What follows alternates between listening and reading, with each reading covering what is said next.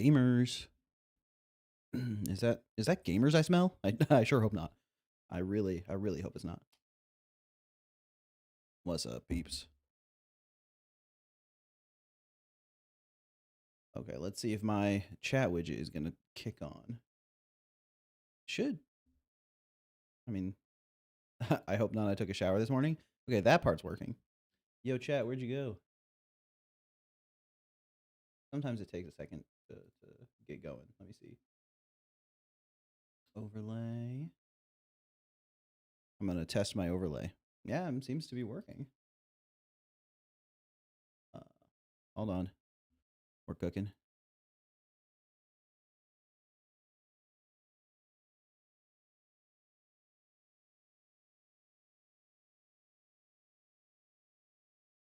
If this comment gets 30,000 likes, I will teach my grandma Godot. All right, everyone, let's like this comment. Thanks for 3,000 likes. Rabu Scary, what up? Aiden in chat, good to see you. Caleb, welcome. Where's Jumpy?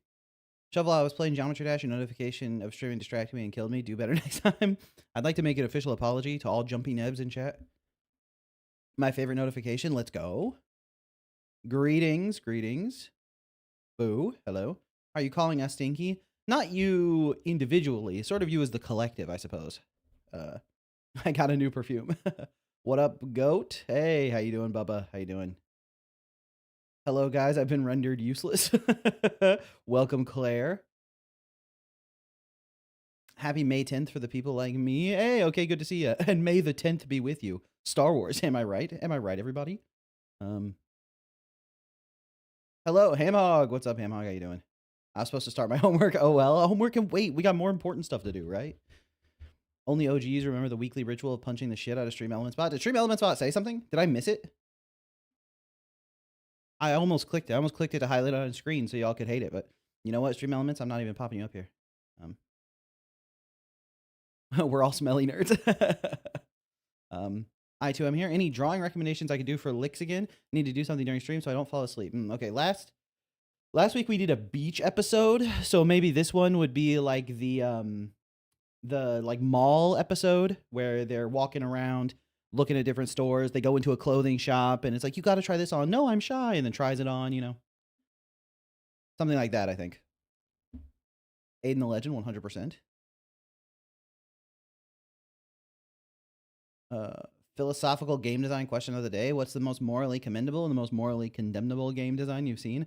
Well, I don't really like the way gotchas try to manipulate people into spending money. Don't love that. So I'd say that's pretty condemnable. Hello, Trowels. Welcome to my gravels. That's a good one. On it. Nice. That and Biowater. Oh, right. Yeah. A scratch. I'd like to scratch the gotcha stuff. That's fine. Biowater is pretty bad.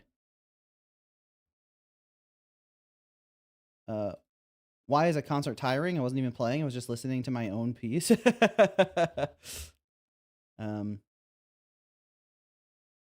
like Biowater, though. RKI. You're a different breed.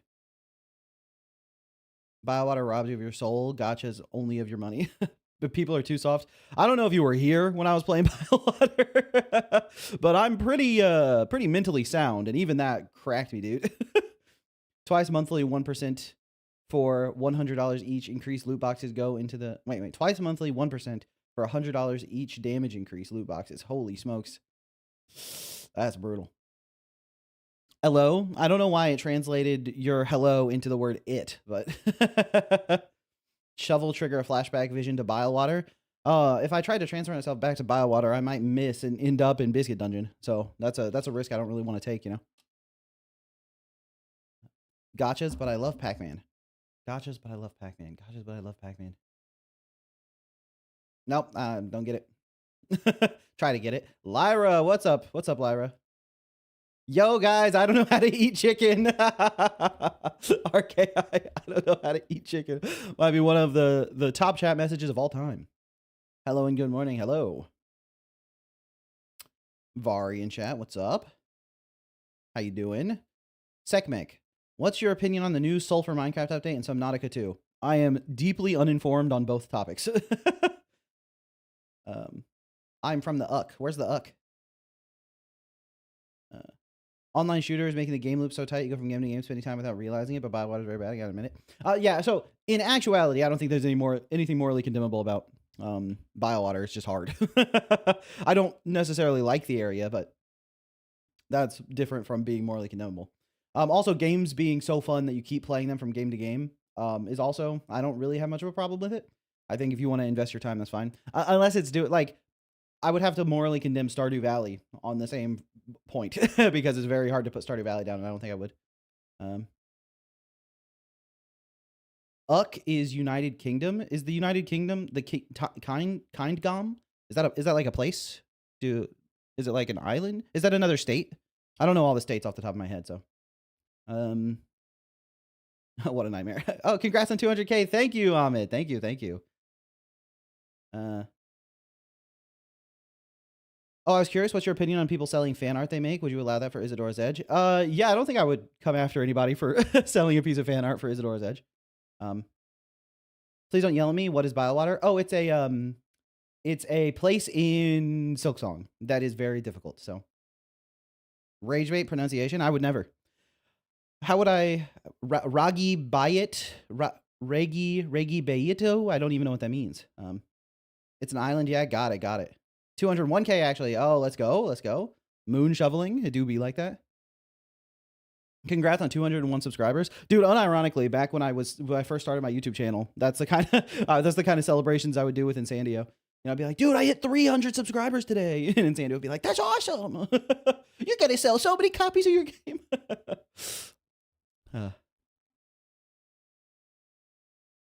So real, right?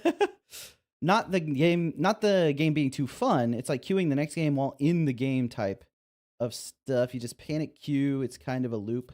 Yeah, I mean, a lot of games do that. I do like. I mean, it goes back and forth, right? Because I do like the fact that you don't have to wait too long to get into the next game, so you can keep playing.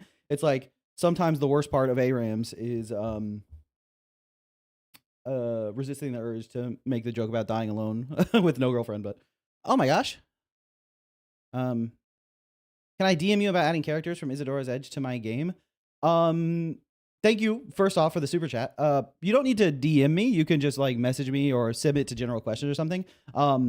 It depends on the context, though. So I will give it's probably good for me to answer that in public so everyone has the information, you know. But yeah, can we get some +2s for Atomic Operations? I really appreciate the super chat.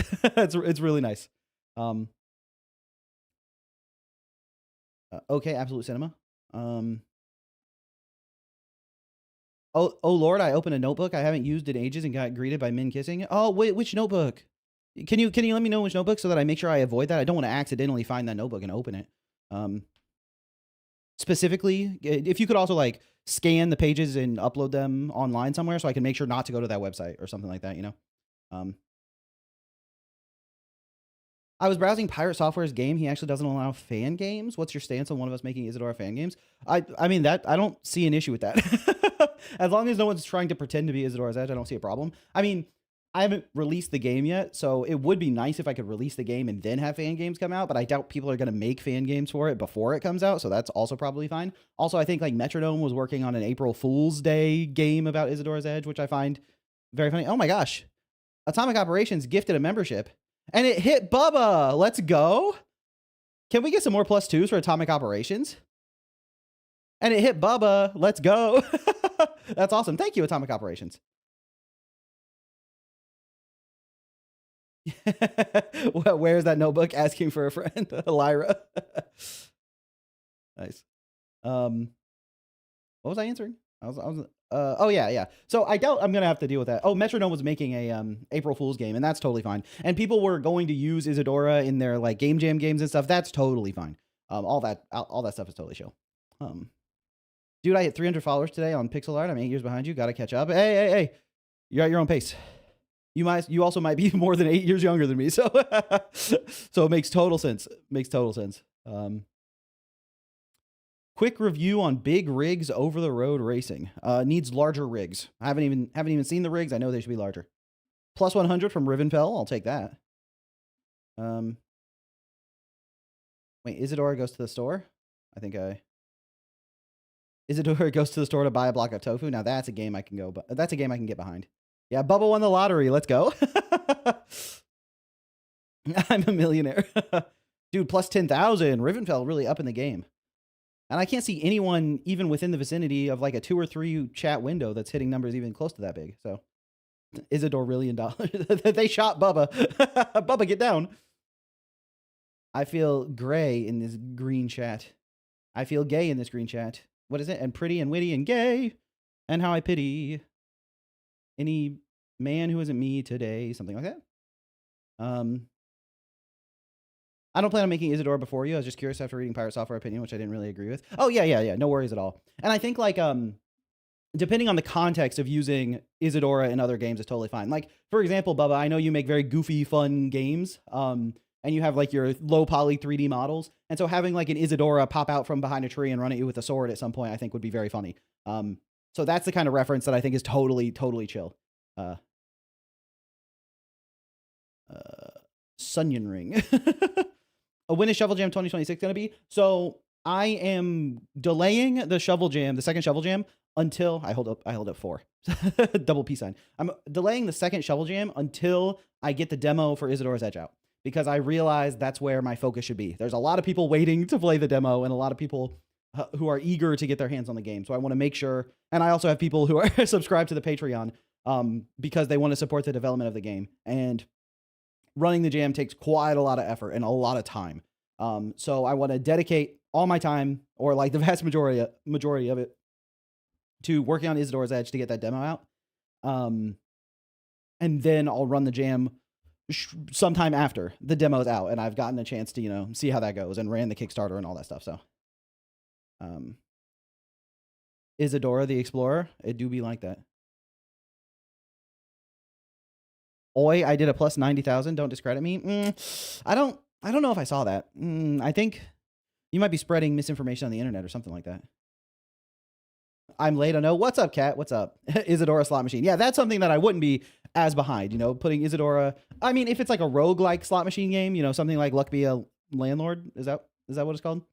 And she's just one of the slots on the virtual gambling, that's fine. But on an actual virtual gambling machine, I'm going to make an Isadora rogue slop builder. Is that what? A rogue slop builder, and it'll sell millions.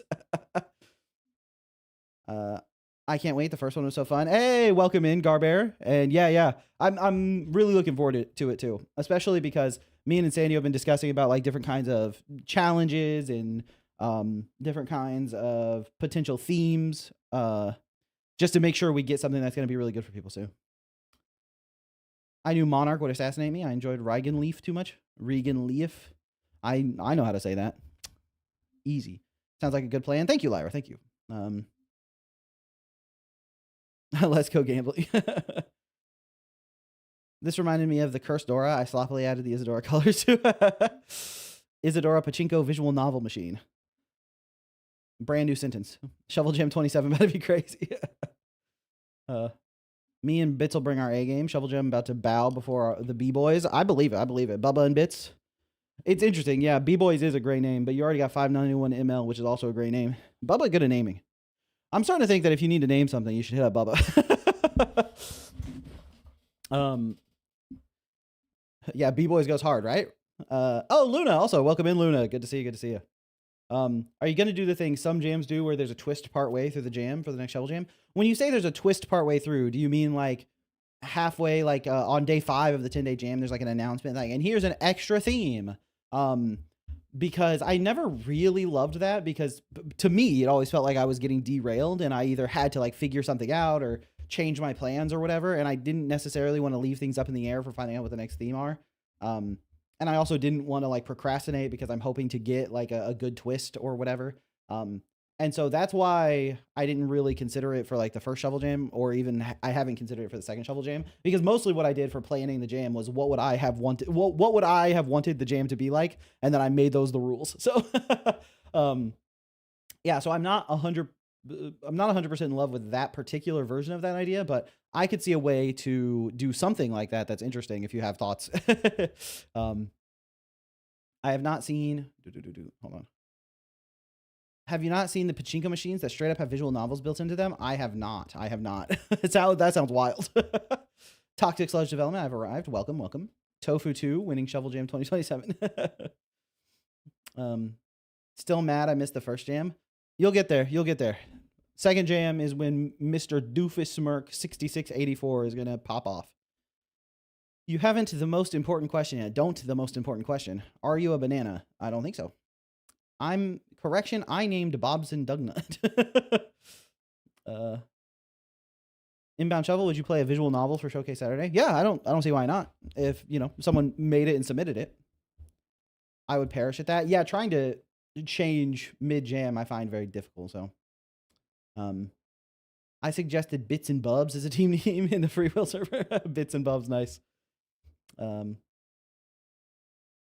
We are the B-boys, Bubba and Bits. The bananas bit is brazy. True. Yeah, it makes sense. It's probably not great, especially for beginners. Yeah, I was also like, is ruminating the right word on the idea of we have one of the winners of the first ever jam category.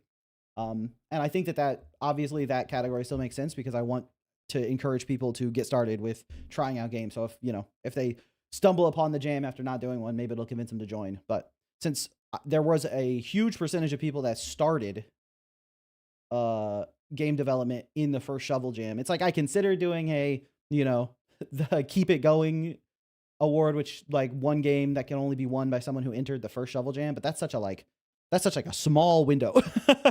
Such a small window of people. Oh my gosh. Artyom Rogalik sent 1 gift membership. Thank you, Artyom. Thank you. Can we get some +2s for Artyom? All right, the +2's flowing in. Let's go. Let's go. Yeah. Shovel, what's a good game idea for the theme Bounty? For Bounty?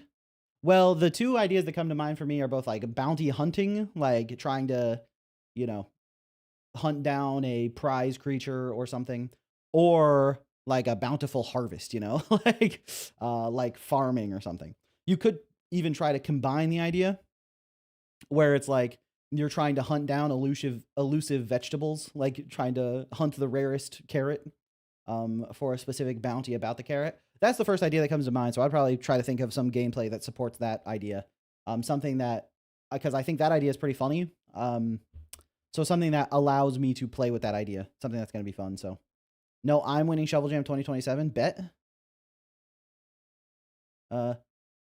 Shovel, are you playing Agent 102 today? Please play it. It's not my game, but you will know why I want to play it when you play it. Well, Sakmek, when people ask me live on chat to play their game, I usually deprioritize it because I don't want to reward the behavior of people who beg in chat for their game to be played. Otherwise, my chat will just become people begging for their game to get played, if you see what I mean. I can't incentivize the behavior that I don't want the players to engage in. A little bit of game design knowledge there. If you incentivize people to perform a specific action, they will then do that action if that's the best return on investment. And if that action is not particularly fun, both either for the person playing the game or in this case for the chat and stream, then you shouldn't incentivize that behavior. But that being said, Agent 102 was pretty high on the list today, but I don't think I was going to get to it because usually I only do 3 or 4 games per stream, and Agent 102 was sitting in 6th place. So it might show up next week though. We'll see. We'll see when I do the the organization for next week. Tofu cooking Undertale in 9 days. Monarch rivaling Persona UI. B-Boys making open world game without a web build. Hio and David cooking. Fane Luna making Steam worthy entry, and RKI in the corner. RKI in the corner winning one of the slots in the jam. Yeah, Tofu making the what was it, Zeal in 9 days is crazy. Insane amount of polish and a whole combat system and overworld system in 9 days is wild. I don't know why they didn't like the name Team Air Fryer. The server is named Air Fryer. I mainly make rhythm games. Nice. As long as you include calibration. I feel like every rhythm game, for a jam that doesn't have some kind of calibration menu, gets massively hurt in its scores. So if you really like to make rhythm games and you wanted to make rhythm games for jams, I would probably build some kind of baseline calibration system. Like a blank project that has a calibration settings menu in it and then you could just use that menu in any rhythm game you make. That's one of those, like, you could even release it on the asset store. So if anyone wants your calibration menu, they can grab it as well. But that's the kind of like default asset. Oh my gosh. Artyom with another gift membership. Thank you so much. And it went to Mr. Doofusmerc6684. Let's go.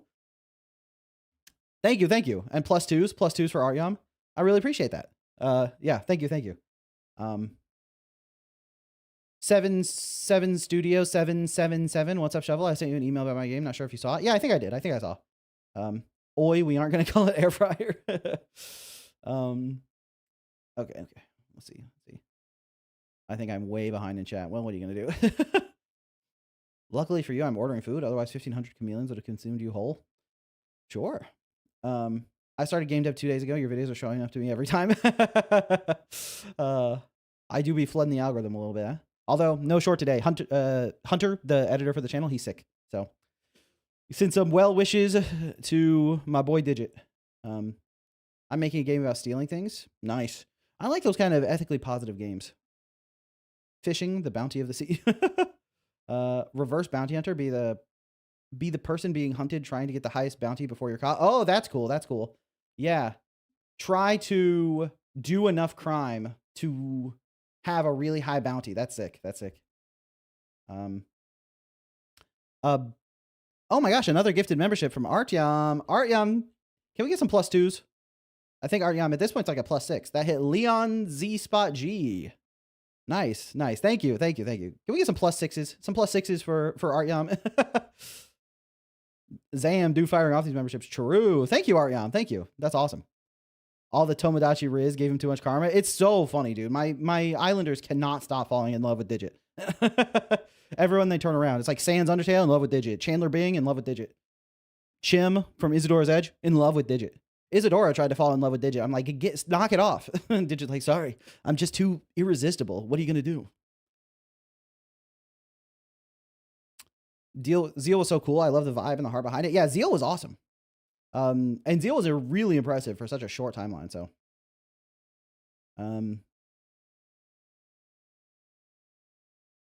so if I beg for you to play other people's games, mine will be more likely to be played. Likely if people started begging for other people's games to be played to try to game the system, I would just ban them from chat. That's probably the action I would take. Hey, Shovel, do not play my game ever. Got it, Vari. I'm good at taking directions. Don't like the stream right now, everyone. Oh, actually, thank you, Tofu. I always forget. If you're watching the stream, if you're enjoying it, make sure you click the like button. It helps out tremendously. I think I've said that. I think I say that exact phrase. Yeah, thank you so much for reminding me, Tofu. Because I really appreciate it. And it really helps a lot when people like the stream. So please play my game. It's called Ultra Kill. I'm definitely the one who made it. Dang, that's pretty impressive. That's how a craft affects a man IRL. How have yours affected you, Mr. Shovel? Like, how has being a game developer affected me? Less sleep, if you know what I mean. Oh, smokes. We got another gift membership from Artyom. Thank you so much. Thank you. And that hit Nahuelag. We're at +8. Thank you, Artyom. The goat in chat for sure. That's awesome. Thank you. I really appreciate it. Obliterate the like button. True. Guys, don't forget to like the stream. RKI is on the money. The moment it hits me, I know my luck has run out. Monarch is incapable of getting hit with a gift membership. I wouldn't be surprised if Monarch had like a setting somewhere. He has gift memberships turned off in his YouTube or something. Because he does not get hit with it. Yeah, Monarch dodging all the memberships.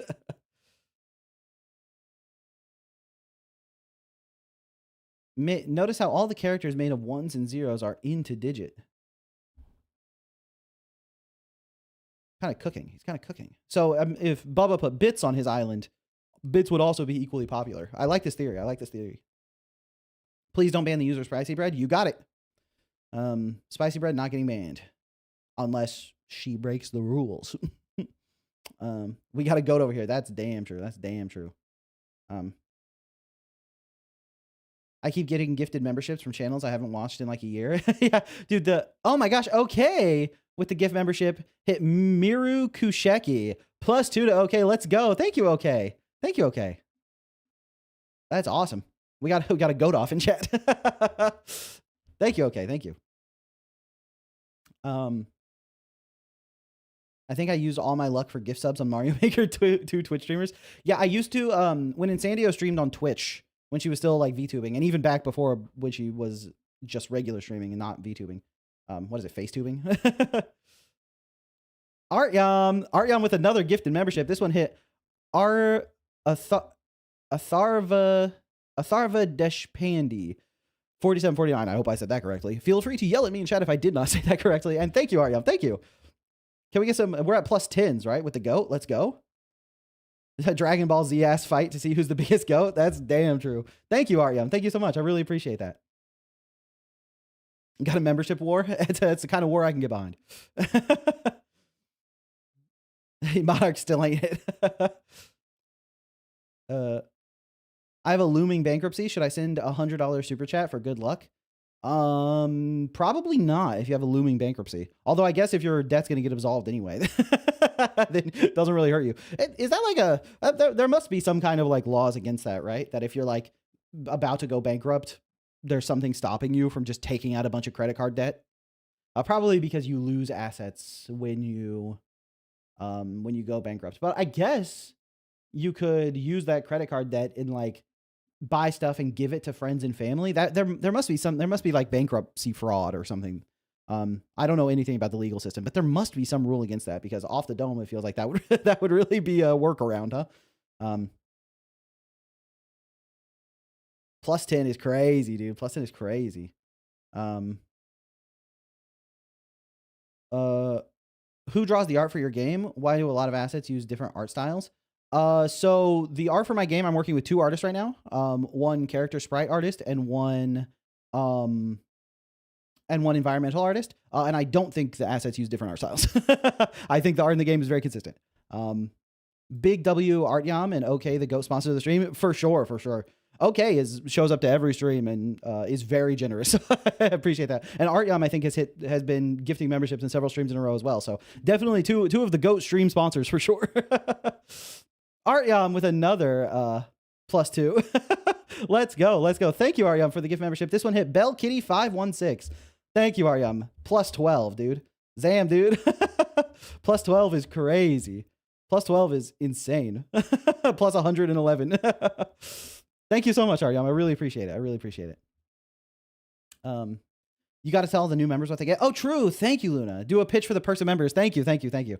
So if you're a member on the channel, first off, you get access to the Isadora's Edge. Oh my gosh. Okay. With the gift membership.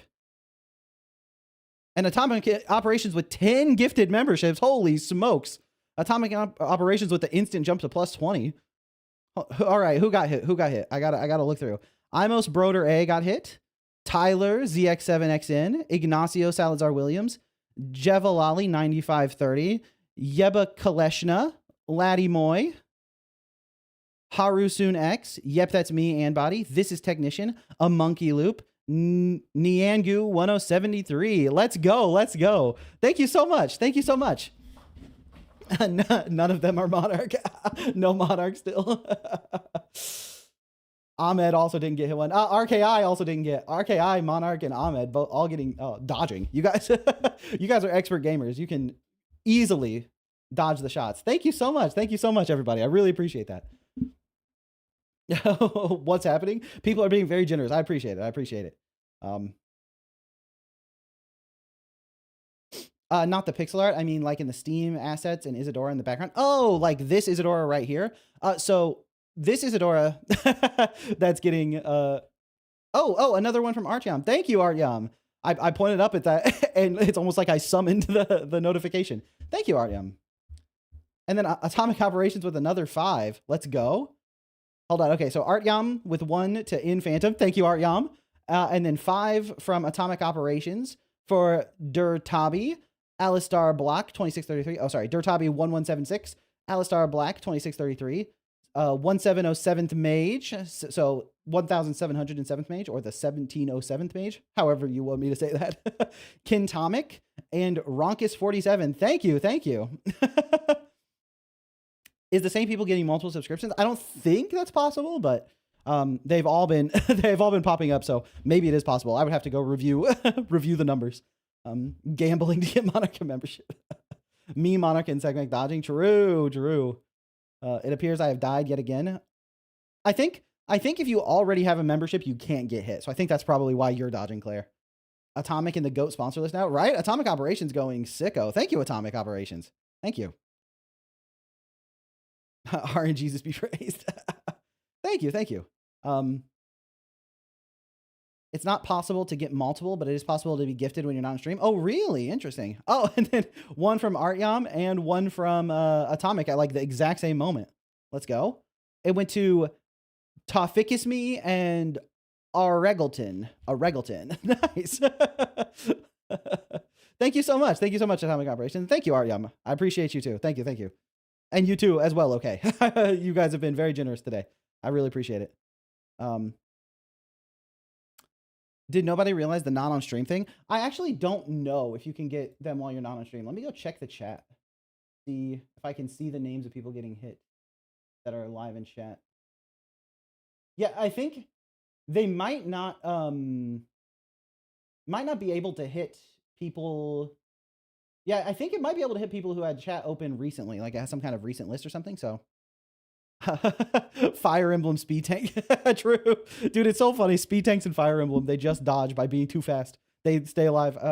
Who was my speed tank in Three Houses? What was it? Was her name Petra? Something like that? She was awesome. How do you do that cool pop-up when you're reading the chat? Oh, I just installed like a plugin, so it's going through an overlay in my OBS. So that was Petra, right? Oh, I love Petra. Oh, Atomic Operations with another gift membership. Thank you. I think it hasn't registered yet. Is YouTube's API not capable of keeping up with this level of generosity? Monarch, maybe you're not old enough for one.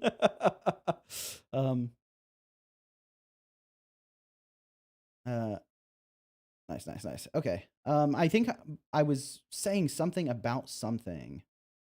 It ran out of targets. It didn't run out of targets.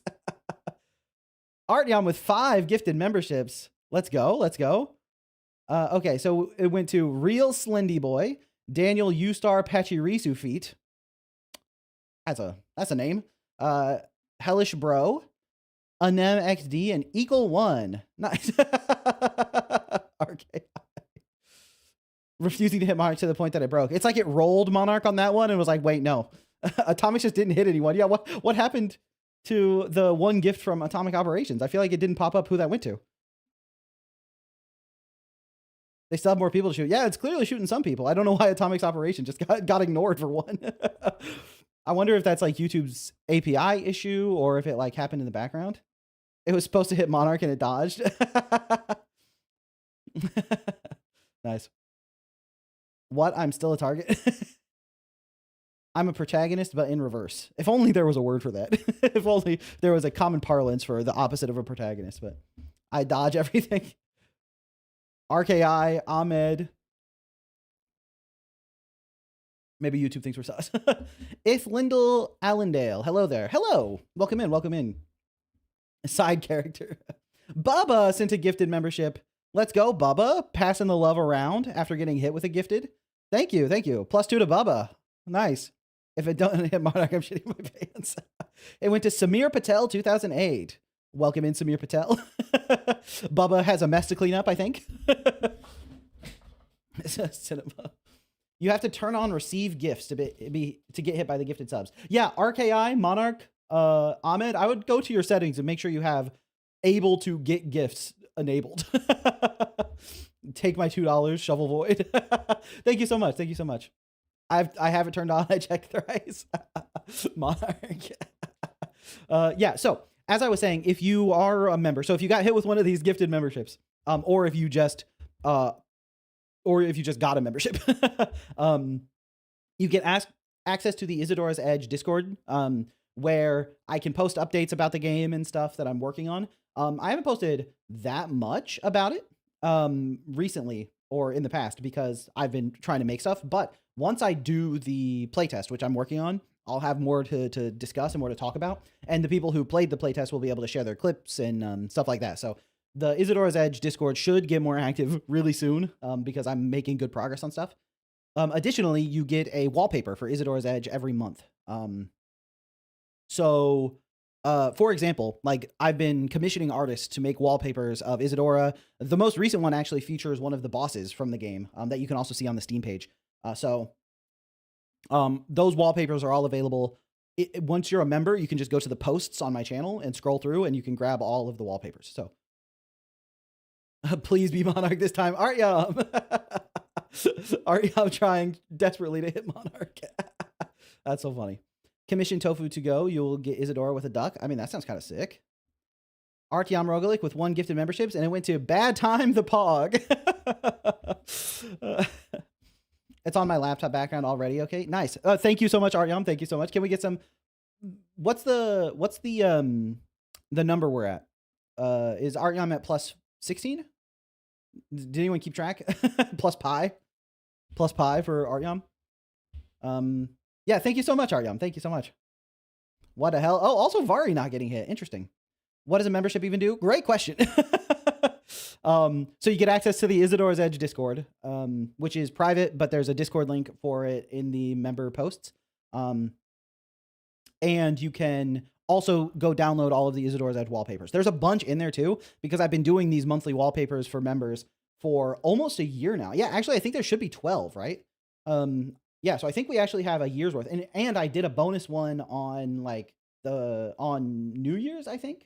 I might have also done a bonus one for Christmas. So there's somewhere between 10 and 15 wallpapers in there. So I have so many wallpapers for the next few months, thanks to Shovel. Hey, nice. Yeah. And I really like the wallpapers. I use them myself. They're really sick. Oh, you also get access to the emotes for the YouTube streams. So all of the members can spam all of these different emotes.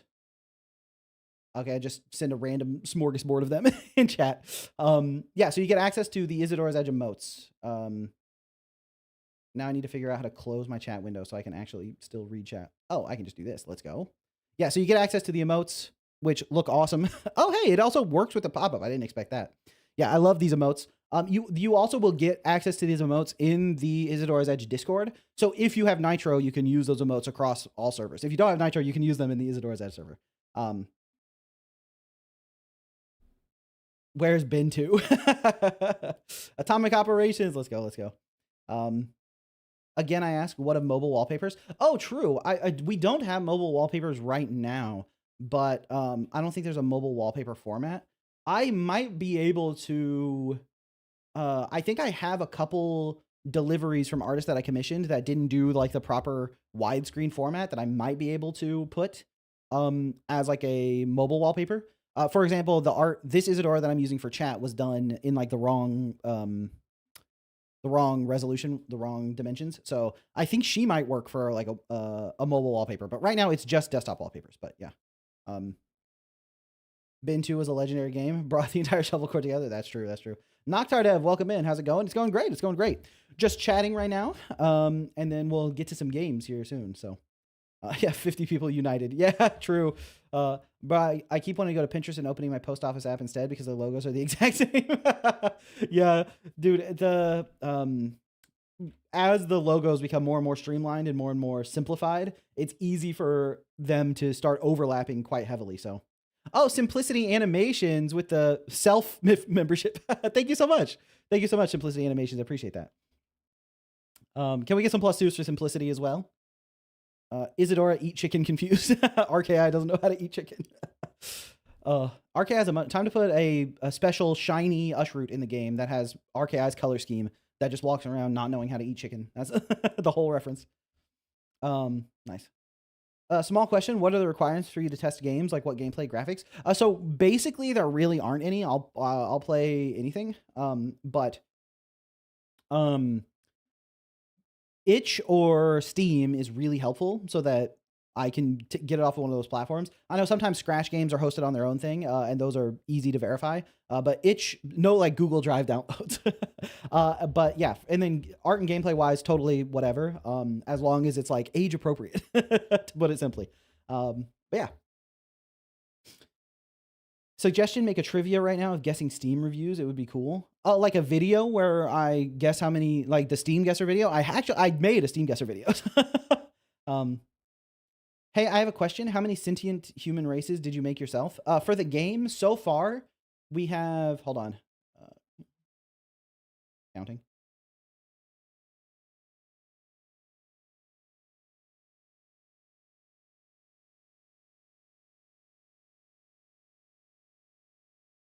Right now, there are 8, I think. Not human. Oh, so yeah, those are all like the Ushroot I count, right? Because the Ushroot have their own like society, their own village going on, stuff like that. And there are a whole bunch. I'm really like, I really like fantasy, the fantasy genre, you know, having a bunch of different like elves and dwarves and stuff. And I also like futuristic sci-fi games, like Mega Man and stuff in that sort of aesthetic. And so I combine them together. But when you combine them together like that, you know, I didn't want to just do elves and dwarves, but, you know, with guns. So I had to come up with my own fantasy races for the future setting. So that's sort of what I got going on, you know. I can't gift memberships on mobile. This is tragic. Oh, that's unfortunate. Dude, also, I know that memberships and gifted memberships on Apple, like if you're using an iPhone, they take like a huge cut, which is wild. Because they didn't do anything. But, oh, Ame Luminex with the 1 month membership. Thank you. Thank you. Can we get some +2s for Ame? Or wait, it's AM. It's supposed to be AM. I think you told me that. Really? I can gift on mobile? Interesting, interesting. I wonder if it was like a bug, maybe a bug with cat or something. Oh, I'll do it on my laptop instead of my phone then. Yeah, if you gift on your laptop, more of the money of the membership goes to me instead of Apple. Yeah, which is why the accounting for it is so like strange, you know. It's not just like number $2. I have to actually go in and get the data directly from Google. So I've been world building for 10 plus years. I have at least 7 non-human races I made myself. Nice. Yeah, that's basically where I'm at too. I like fantasy when it's not just human, but green and human, but short. I want Eldritch Horrors. Yeah, I have a couple races that are similar in complexity to elves, you know, or goblins, where it's human but short. And then I also have races that are like, you know, the Usher, little mushroom dudes. So, you know, so I think it's going really well. And if, you know, the Kickstarter lands well, I'll be able to expand it even further to have more stuff. So, oh, Lyra with membership for 11 months. I like the mushroom race. Lyra been here for a minute and she loves the Ushroots. Thank you, Lyra. Wow, 11 months is crazy. Lyra's about to hit the 1 year. I like the mushroom race. Yeah, dude, that's sick. Lyra almost at a year. That's awesome. Do you have races that have very fast cars and awesome drivers? Hell yeah. I remember Twitch subs are more expensive on mobile. I could be misremembering though. Oh, maybe that's how Twitch accounts for it, so that it's not different for the creator needing to go in and like handle the stuff.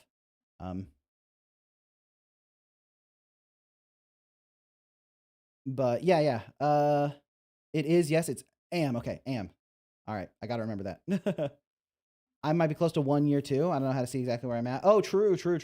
I think people who got their membership early on in the jam are also probably pretty close to a year. So Twitch subs are definitely a lot more. Yeah, for YouTube, you get to set the price of your own memberships, which I really like. You know, I didn't have to make it $6. I can make it $3.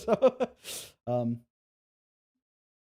membership is sick, dude. Hell yeah, let's go. Dude, these wallpapers are incredible. Nice. I'm glad you like them, Bubba. I'm glad you like them. Yeah, there's some really good ones in there. I'm going to be at 10 or 11 months soon. Let's go. Toxic Sludge development. You should join Shovel Court. It's fun. Oh, what did Toxic Sludge say? Is there any way to submit a game without Discord? If not, I may make an account. Yeah, you should just hop in the Discord. That's the easiest way for me to keep it organized so that people can just submit to that forum. I've gotten some emails from people who are like, I want to submit Showcase Saturday, but I can't have a Discord for any number of reasons. And so for those people, they send me the stuff via email and I enter them in the list manually, but it's way easier for me to keep track in Discord. So if you can do it through Discord, I would appreciate that. So Extrangi in chat. What you drinking, Shovel? Oh, I just made myself a coffee. I've been trying to eat a little healthier, lose some weight. So my coffee, instead of using milk and cream, I mix it with a protein shake. So it's a double shot of espresso with a chocolate protein shake. It's lower calorie and it doesn't taste as good, but it gets me the caffeine. So, yeah. Also, what's up, Extrangi? Welcome in. Did you do the wallpapers yourself, Shovel? No. I commissioned artists for that. I've been thinking about hiring another artist to help with the pixel art since I'm doing everything myself. It takes a lot of time. I'm just worried it might hurt my image as an indie developer. What do you think? I think hiring an artist is awesome. Working as a team is great. It's like, if you can just hire people to like join your team, I mean, I think paying people for their work is very good. And so like, that's the way I approached it, where once I got my full-time job at Tempo and I realized I couldn't work on Isadora full-time, I was like, I need an artist so that I can continue both working on the game and making devlogs. And so that's why I brought an artist on board. And also I really loved his art. Actually, let's just rewind a little bit. That was the primary motivation, was I really, really just fell in love with his art style, and I thought it was so sick. And I messaged him. I was like, "Hey, do you want to make a game with me?" And he was like, "I am busy for several months," and I was like, "I can wait." And so I waited, and then he joined the team. So, and then we've been working together for what, 3.5 years now, 4 years. been a minute. But yeah, so I think like I think working with a team makes perfect sense. I think some people have that fantasy of being like the solo developer that does everything themselves. But I don't particularly care about having that image. I care more about making a really cool game. And I think bringing people on board so that they can utilize their unique talents to make a better, cohesive game as a whole is sort of the thing I want to go for. I think if you have a team that's too large, you can like lose the creative vision. So it's still primarily my creative vision, but with input from the team, it's like, I'm not a dictator.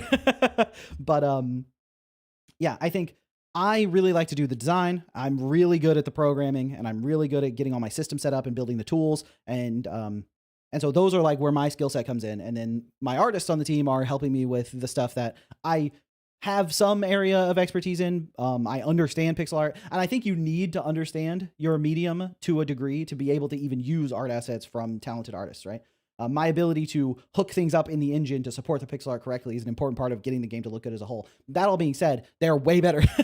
They are significantly better at art than me in a way that they do stuff that I could not even dream of accomplishing without dedicating years of practice, which, I think is also an avenue. If you want to get really good at pixel art or 2D art or 3D art, you can just put in the time, do the work. And then you'll also develop your skill set. But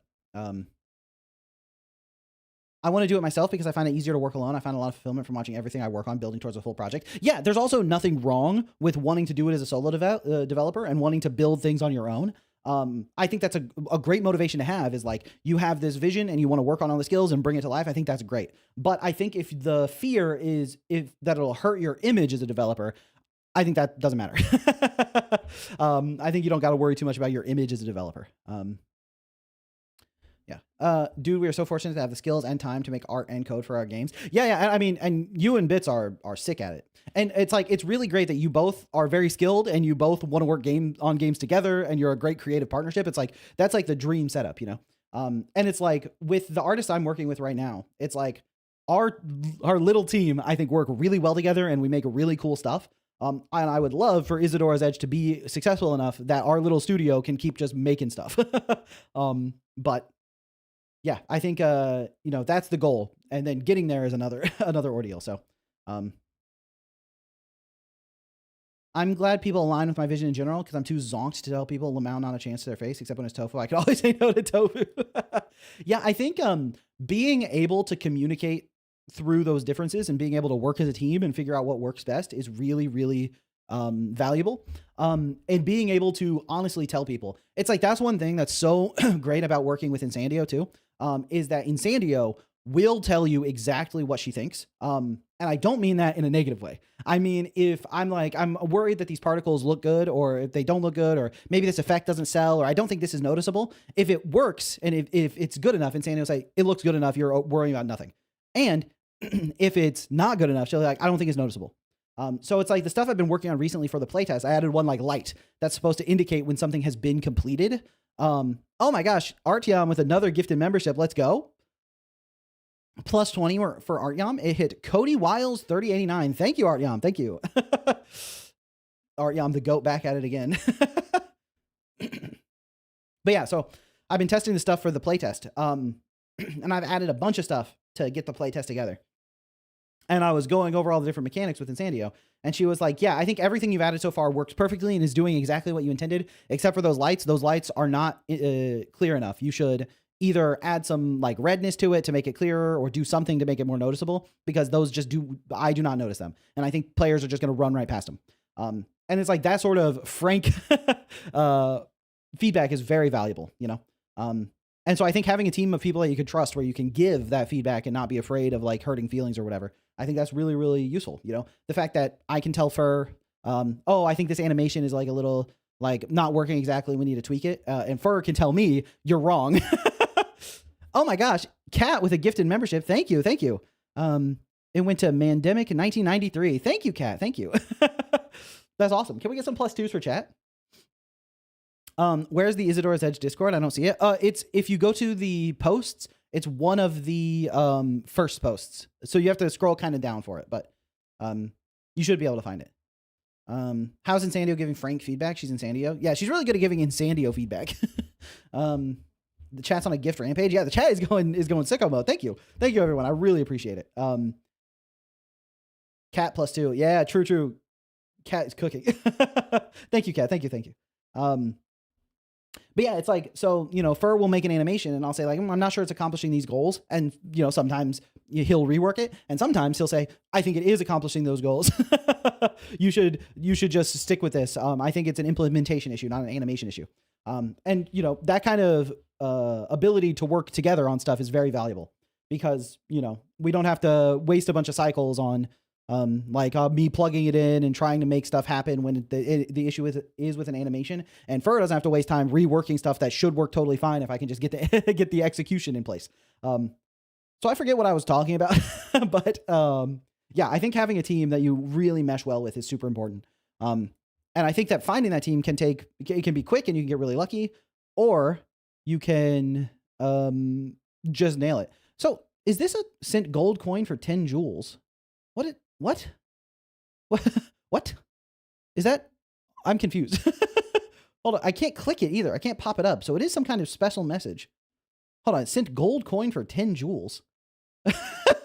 No clue. What is jewels? Atomic operations is like unlocking hidden tech that even I don't know what it is. Hold on. Let me do a Google. Hold on. YouTube gold coin for 10 jewels? What does this mean? Hold on. Sent gold coin for 10 jewels. So searching gold coin for 10 jewels got me nothing.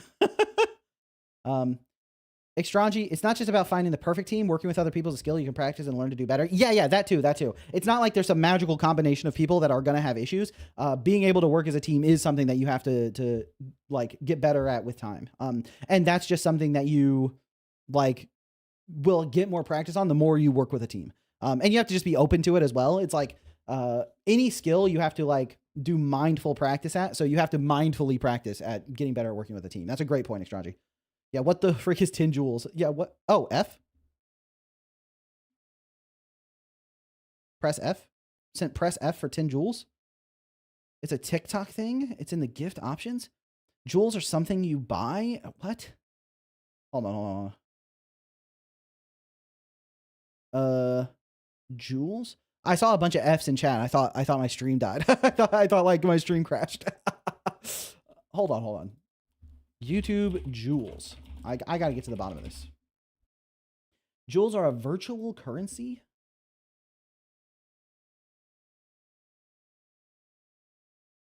Oh, it's for like YouTube shorts streams, but I don't think I'm streaming to shorts. Did I miss the QuickTime event? Yeah, right. QuickTime event in chat. Hold on. Turn on and manage gifts powered by jewels.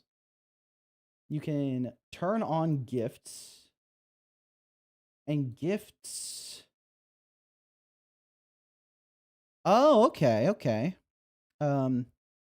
Where did you find the artists for your game, and where can I find these kind of people? I already DM'd to 2 different artists I like, and so far none of them have reached back to me. So, this is a difficult challenge to find people to work with. Like, finding the people you want to work with is tough. I got pretty lucky with the character sprite artist, where I was looking around at character artists, and I messaged him, and he responded and was interested pretty quick. Finding my environment artist, I messaged maybe hundreds of artists that I thought were really good. Trying to get people interested and, discussing. Like, most of the time when I just cold message an artist to ask if they wanted to work on the project, I didn't get a response. And so then I just, that's fine. I've messaged plenty of artists about working on the project. And if they didn't see the message or too busy to respond, just not interested, that's all totally chill. Because I'm just like cold messaging them in the first place. But it's just something that, just takes some time and effort to find your team. So yeah, dude is dumping magical gems into the shovel treasury. Yeah. Okay. I'm looking into it. I will figure this out, especially since someone is using, Atomic Operations is sending stuff using jewels. Shovel, do you want to do the art for my game, Isadora's Rogue? Yes. Exclusively MS Paint drawings. I will give you 4 of them. My rate, $1 billion. Okay, hold on. We're doing research. Okay, gifts. Okay, gifts are on. How do I see?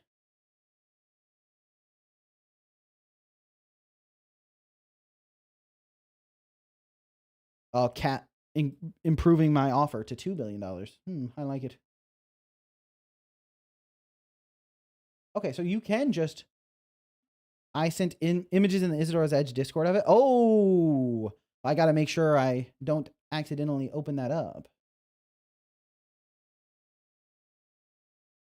Okay. Oh, I see. So you can spend 300 jewels on Happy Mother's Day. I can't believe they made Happy Mother's Day cost 300 jewels. Oh, and you can buy jewels. So you can buy 50 jewels is like $1, something like that. I see. Oh, and then for like 10 jewels, you can send a heart. Seems like you can send press F for 10 jewels. All right, I see. It's like bits. Yeah, it seems like it's sort of like bits. And looking at my studio report, it seems like you don't get any control over which gifts are enabled. So it's just the default gifts are there. So you can send like press F and stuff. Interesting. Okay. Well, wait. No.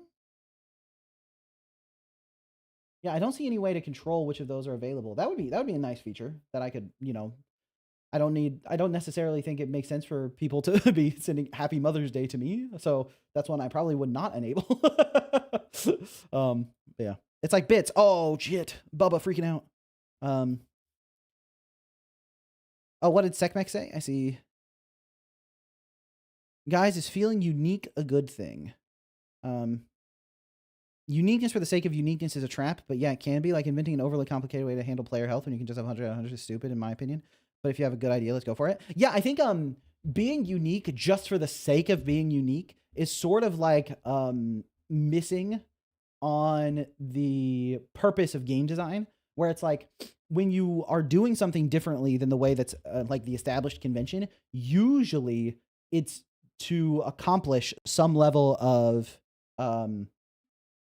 like it's accomplish some goal, right? You have some kind of game design goal you're trying to achieve, and you do a different design than the standard to achieve that goal, right?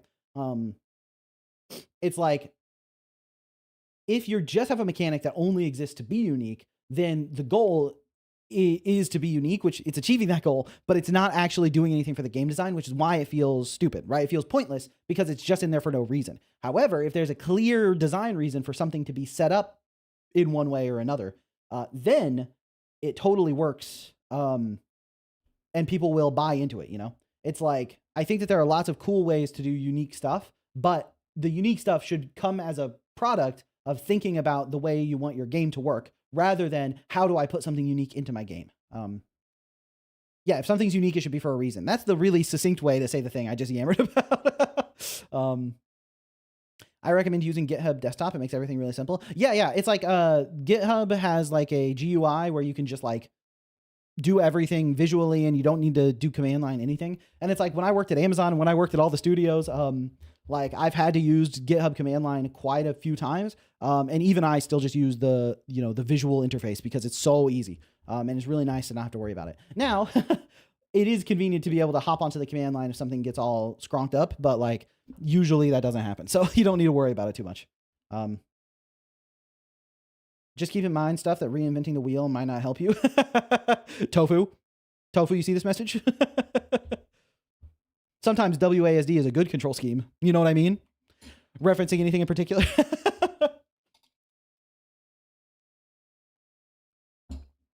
The git commands you really need: git add, git commit m, git push. Yep.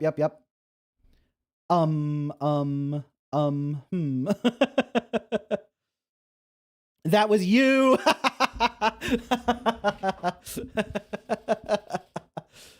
We've been working on a secret project that should get revealed soon. So, yeah. Why not use Q caps lock? Hold on, Q caps lock AS instead of WASD. Now, if there was a good reason for doing this, I don't know what it would be. You kind of lose access to the shift button. Like you don't have easy pinky shift. So a secret project. Yeah, that secret project has been cooking for a while and we're getting really close. So I remember Vari told me multiple times vector art's bad, not only vector and many other things, even out of game dev. I think probably you might be simplifying Vari's message, but also Vari does talk very commandingly.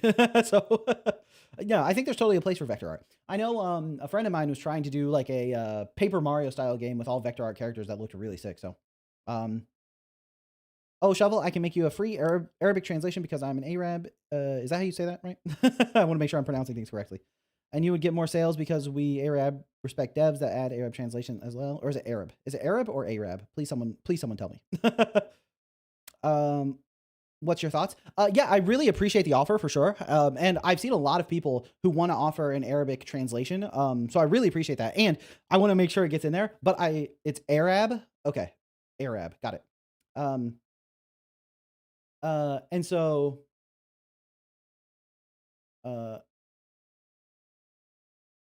yeah, and so I really appreciate the offer, and I want to have as many translations as possible, as many localizations as possible specifically.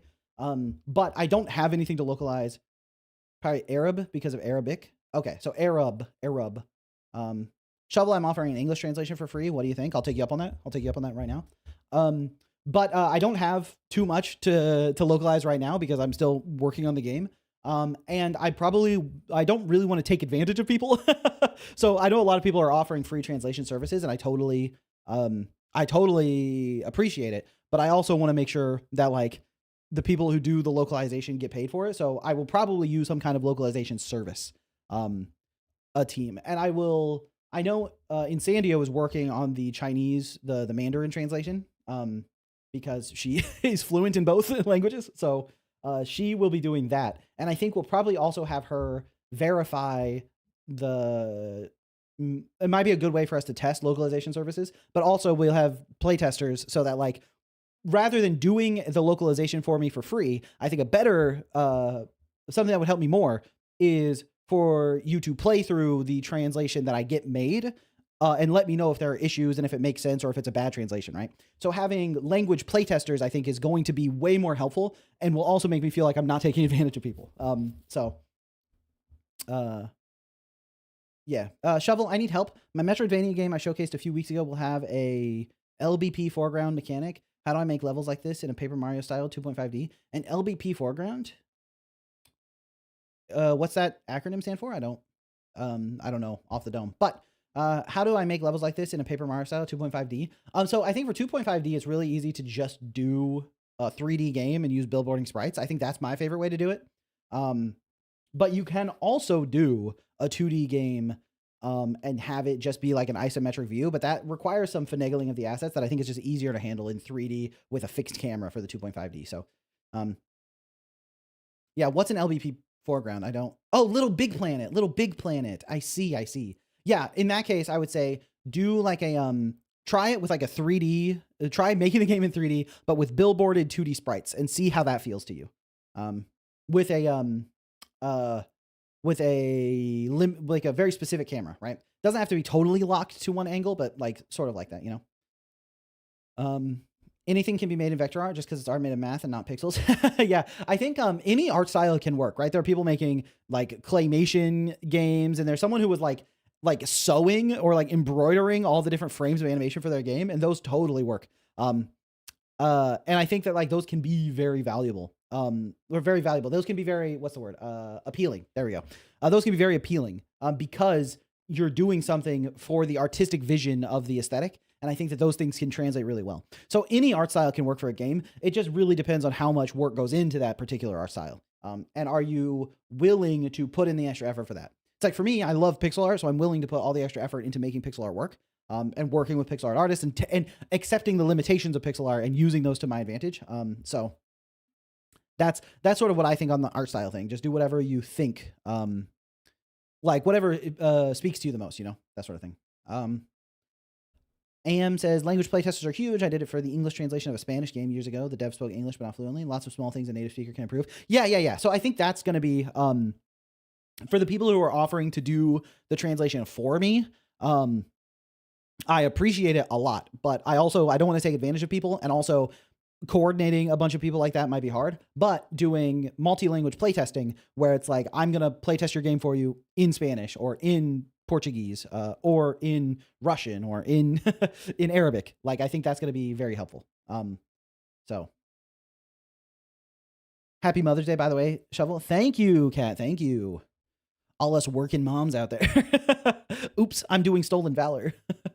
PSX Retro so appealing to me. It's very manageable as an art style. Yeah. And you really nail the PSX Retro. Like you bring that style to the forefront.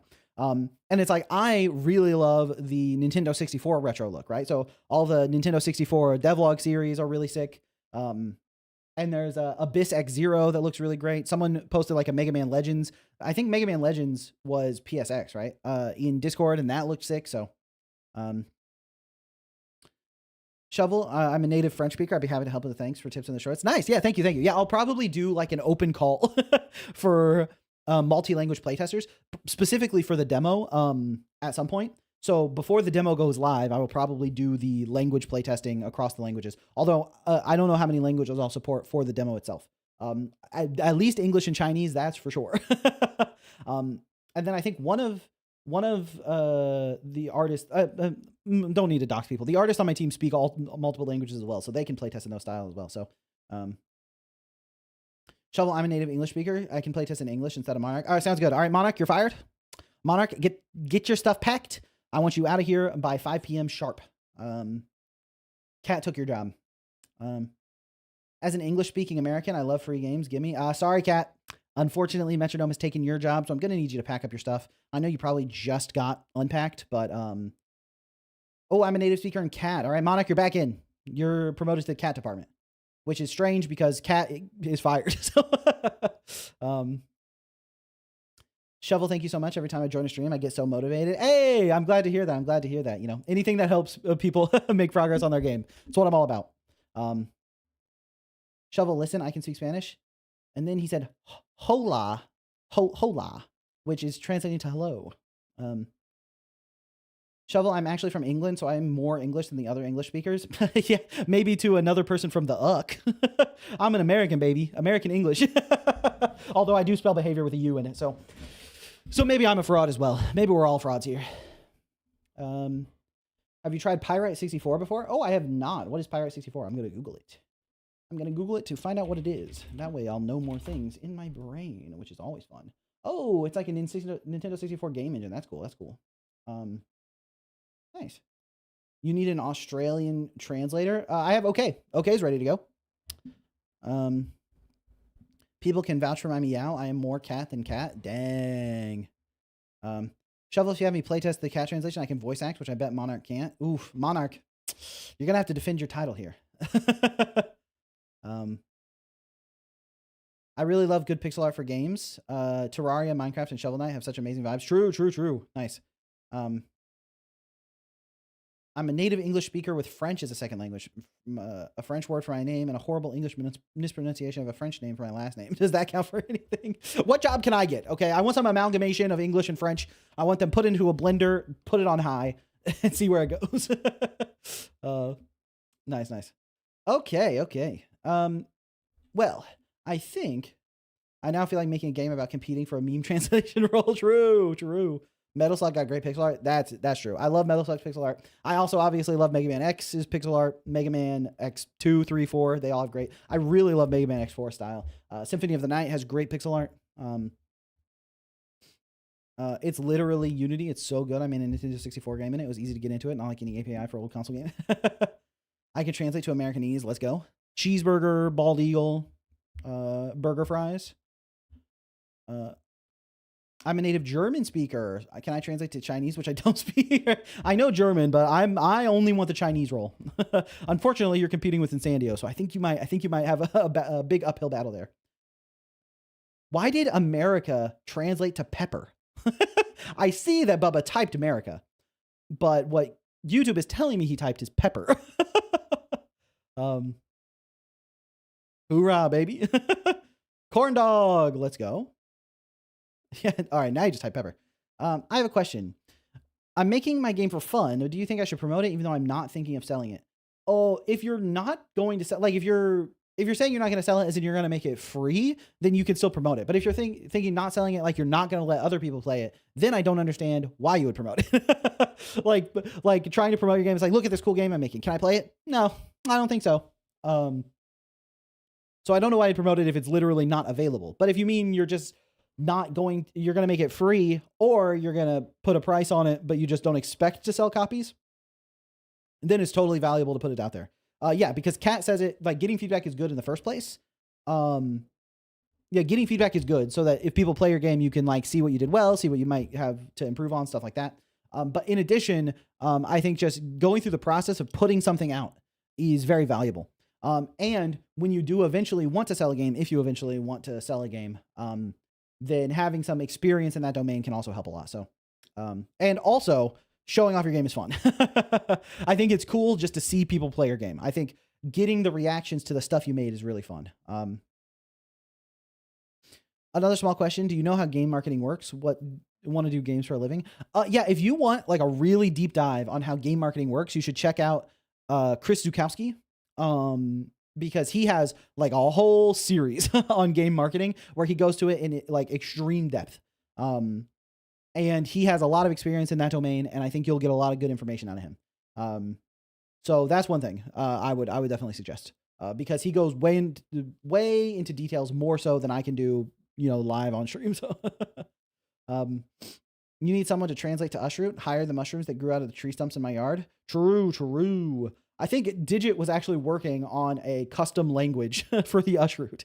Like he was coming up with their glyphs and how they communicate and, specific like phonetics and whatever, however language works. So he was writing a custom language for the Ushroot. Could be fun to make that one of the options. You can set the game instead of English or Chinese, you can set it to Ushroot and it just uses his custom language. So, seeing people play is really valuable too. Keep in mind anything you're inclined to backseat about and change it so you won't have to backseat. Yeah, exactly. On the Chris E point, there's a free email newsletter that includes him emailing you PDFs of ebooks for free over the first couple of weeks you're on the mailing list. Nice. 140,000K YouTuber, 140K YouTuber played my game. I never expected. I was so happy about it. That's awesome. So funny. Shovel really dislike marketing. I don't hate it, but yeah, it's not my favorite part of game development. I really prefer working on the game, I know you're not a bad person. I know Kakai Kitan, not Bakai. I know you're not a bad person. I know you're not a bad person is a crazy message to read in chat. Dude, that hits like a ton of bricks.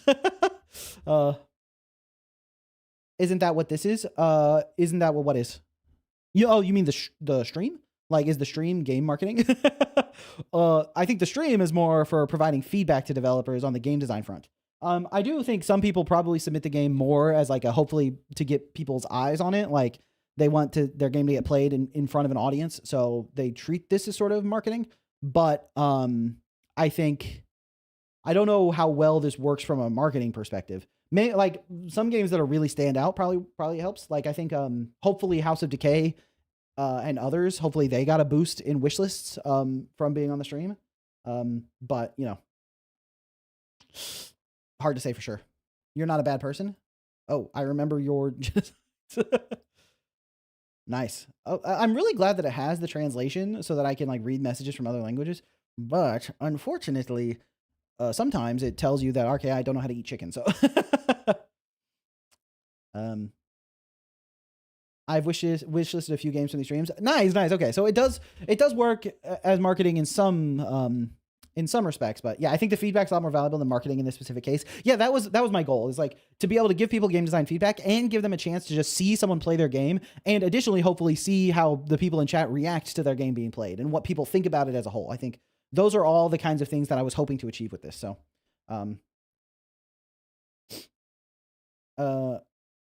yeah, mainly feedback. Nice. RK, I mentioned I'm from the UC. Let's go. I don't think marketing should be the focus here. At most, you'll get like 5 to 10 wish lists. Yeah, and I think a lot of people who submit, it's a combination of wanting feedback and wanting to watch their game get played and see what it looks like. So, Shovel, today I saw that a game on Steam called Bird Breakout popped up. Am I cooked? Oh, wait. A game called Bird Breakout that's not yours? Hold on. Going to Steam. Bird Breakout. Uh-oh. That's unlucky. Was that exactly is that exactly your title? Bird Breakout? Yeah, and you already had stickers made and stuff too. I was gonna say, could be a chance to change the name of your game if you want to dodge this, but I think if you already have like stickers and stuff made, so yeah, rename it to Bird Up. I think it's probably okay, but you know, Bird Breakout stolen. Yeah, that's annoying. That sucks. That's really unfortunate. Why is there a pig with what looks to be dynamite or wires in his mouth as the second screenshot? Oh yeah, there's a pig with dynamite. I think it's supposed to be a horror game. So, it would be pretty smart to advertise the streams more in shorts, like how Camman 18 does it. We are working on that. We're trying to get some shorts for the stream going to try to get more attention on it. But you know,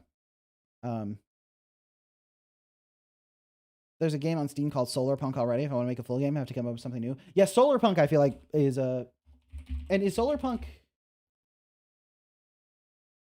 Yeah, it's a technically advanced world of floating islands. Solarpunk is, it's surprising to me that there's only like one game called Solarpunk. It feels like there's Solarpunk Tactics, Mickey Wham, Solarpunk Herbalism. Oh, there's less Solarpunk than I would have expected, mostly because of Frostpunk, right? I would have assumed Frostpunk would have inspired quite a few Solarpunks. But yeah. I think having a name that stands out is pretty good, so coming up with a rhythm fighting game name is hard because the only good one, Beatboxers, is taken. Shovel, there's a game already called Free Will. Are we cooked? No, I think you're fine because I think there's probably a better name for your flying tank game than Free Will. Free Will is not at all evocative of the fantasy, right? Now, I think Devil May Fly is a good name. Devil May Fly. You might have to deal with some copyright issues, some unhappy lawyers, but Devil May Fly is really sick. Air fryer. Air fryer, Devil May Fly, let's go. Yeah, so I think having Free Will as like this tagline or like the sub name or whatever is pretty good. Like if it was called, Devil May Fly Free Will, that could work. But yeah, I think Free Will as the base name is probably not as clicky as you want it to be. So I Googled my game's name and it shows it in the first. Last Truth is the name. Interesting. Last Truth is the first one that shows up. Oh yeah, there's like nothing called Last Truth on Steam. That's wild. That's wild. I would have expected Last Truth to be taken already. So time to rename to Bird Up Down Left Right, going up down left right using the different abilities from the game. That's a nice short and sweet title. I think that's really clicky. People see that title, they're like, I know what the game's all about. Embryogenesis being a biological process of mixed bag so far on that. Yeah, embryogenesis. It's like I totally get the name, and it's not that hard to remember. Embryogenesis. I feel like it's not that hard to remember either, so it's not. I think it's not that bad.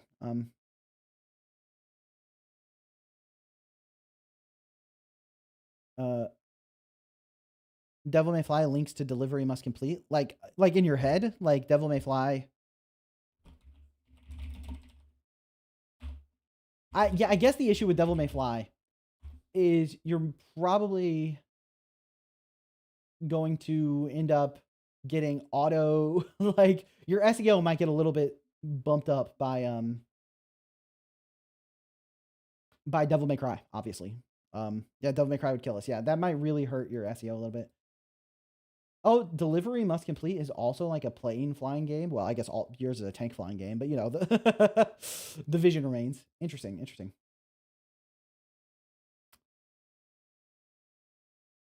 I've been thinking of renaming my rhythm fighting game to fit the actual thing it is, a contest, so to say. Oh, okay. So it's a rhythm fighting game that is a contest. Interesting. So something about like tournament.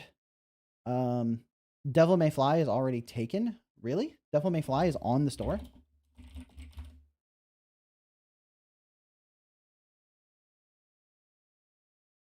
Interesting. Okay. Yeah, so tournament trophy. There's something. It's rhythm, so rhythm can be like musical, so it could have something to do with like drums, but also can be like dancing, you know, something to the beat. That's why you got beatboxers, right? Devil May Fly is the website name for Delivery Must Complete. Oh, I didn't realize that. I see. I see. Already has Devil May Fly as a registered hyperlink. Oh, okay. Okay. I see. I see. That's why I chose a made up word. Yeah. Oh yeah, a set of indie games that both had the exact same name that released recently that did a bundle together. Nice, nice. I think I saw that, right? What was it? It was like called Piece by Piece or something. It's a fighting rhythm game. Yeah. Da, da, da, da. Oh, so in boxing, there's like this idea of like footwork, right? There might be some like boxing footwork terms. Hold on, boxing footwork. Learn boxing footwork. The fundamentals of footwork. There's drills. There's stances, small steps. Try to punch and move at the same time. One of these concepts must translate into a good name, right?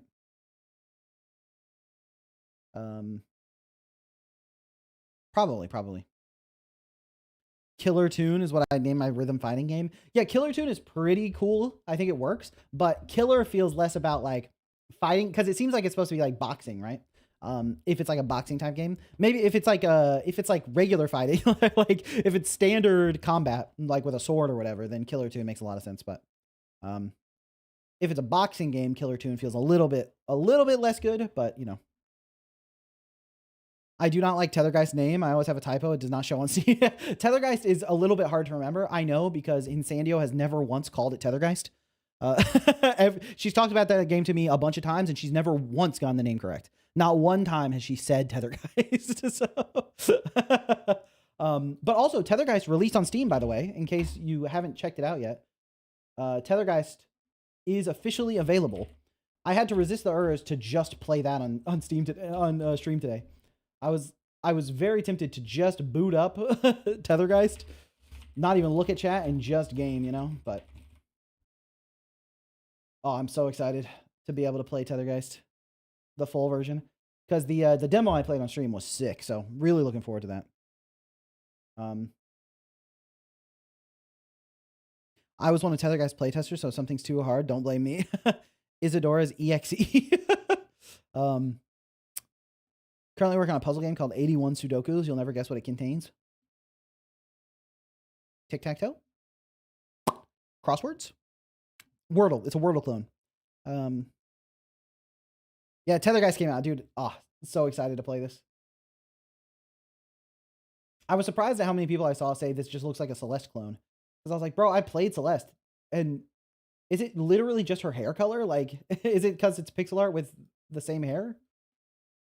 And it's a lady? Like, I don't know where the comparison is coming from. It doesn't feel similar at all to me, but maybe I don't know. So, honestly, I think using Rhythm City in its name is something I'm thinking of, but what comes after?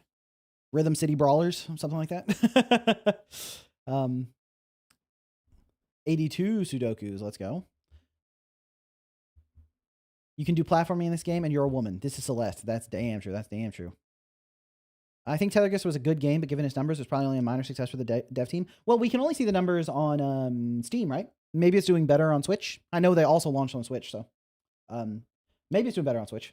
When I opened my Switch to play Tomodachi Life, I saw Tethergeist in like one of the categories, and I wasn't even looking for it. It just popped up, so maybe. And also, it could have a long tail. Like, I know you really want the launch to go well for the tail to really work out, so, but it's only been out for one day. Yeah, it could have a resurgence, especially if they have like a good marketing push or something. Maybe a particular streamer or YouTuber picks it up and that gives it a boost. If like popular Celeste speedrunners, if some of them start speedrunning it, maybe that could help too. So has some chance, you know, hopefully. I think people like to describe things as the most recognizable thing at the same time. A lot of people are more familiar with Celeste than Precision Platformer. Yeah, I think the parallel to Celeste makes sense to me. See, people saying this looks like Celeste, but people saying like this is just a ripoff of Celeste, that I didn't understand. I truly can't empathize with that perspective at all. I don't know how this even remotely looks like a ripoff of Celeste. Like the main like it doesn't look like that at all to me. But maybe I also have a more lenient understanding of inspiration. You know, yeah, you can't make precision platformers anymore. Celeste did it first. Yeah, I'm totally fine with games being derivative as long as they're interesting. And I guess if I didn't believe that, I probably wouldn't be making Isadora's Edge so inspired by Silksong. But you know,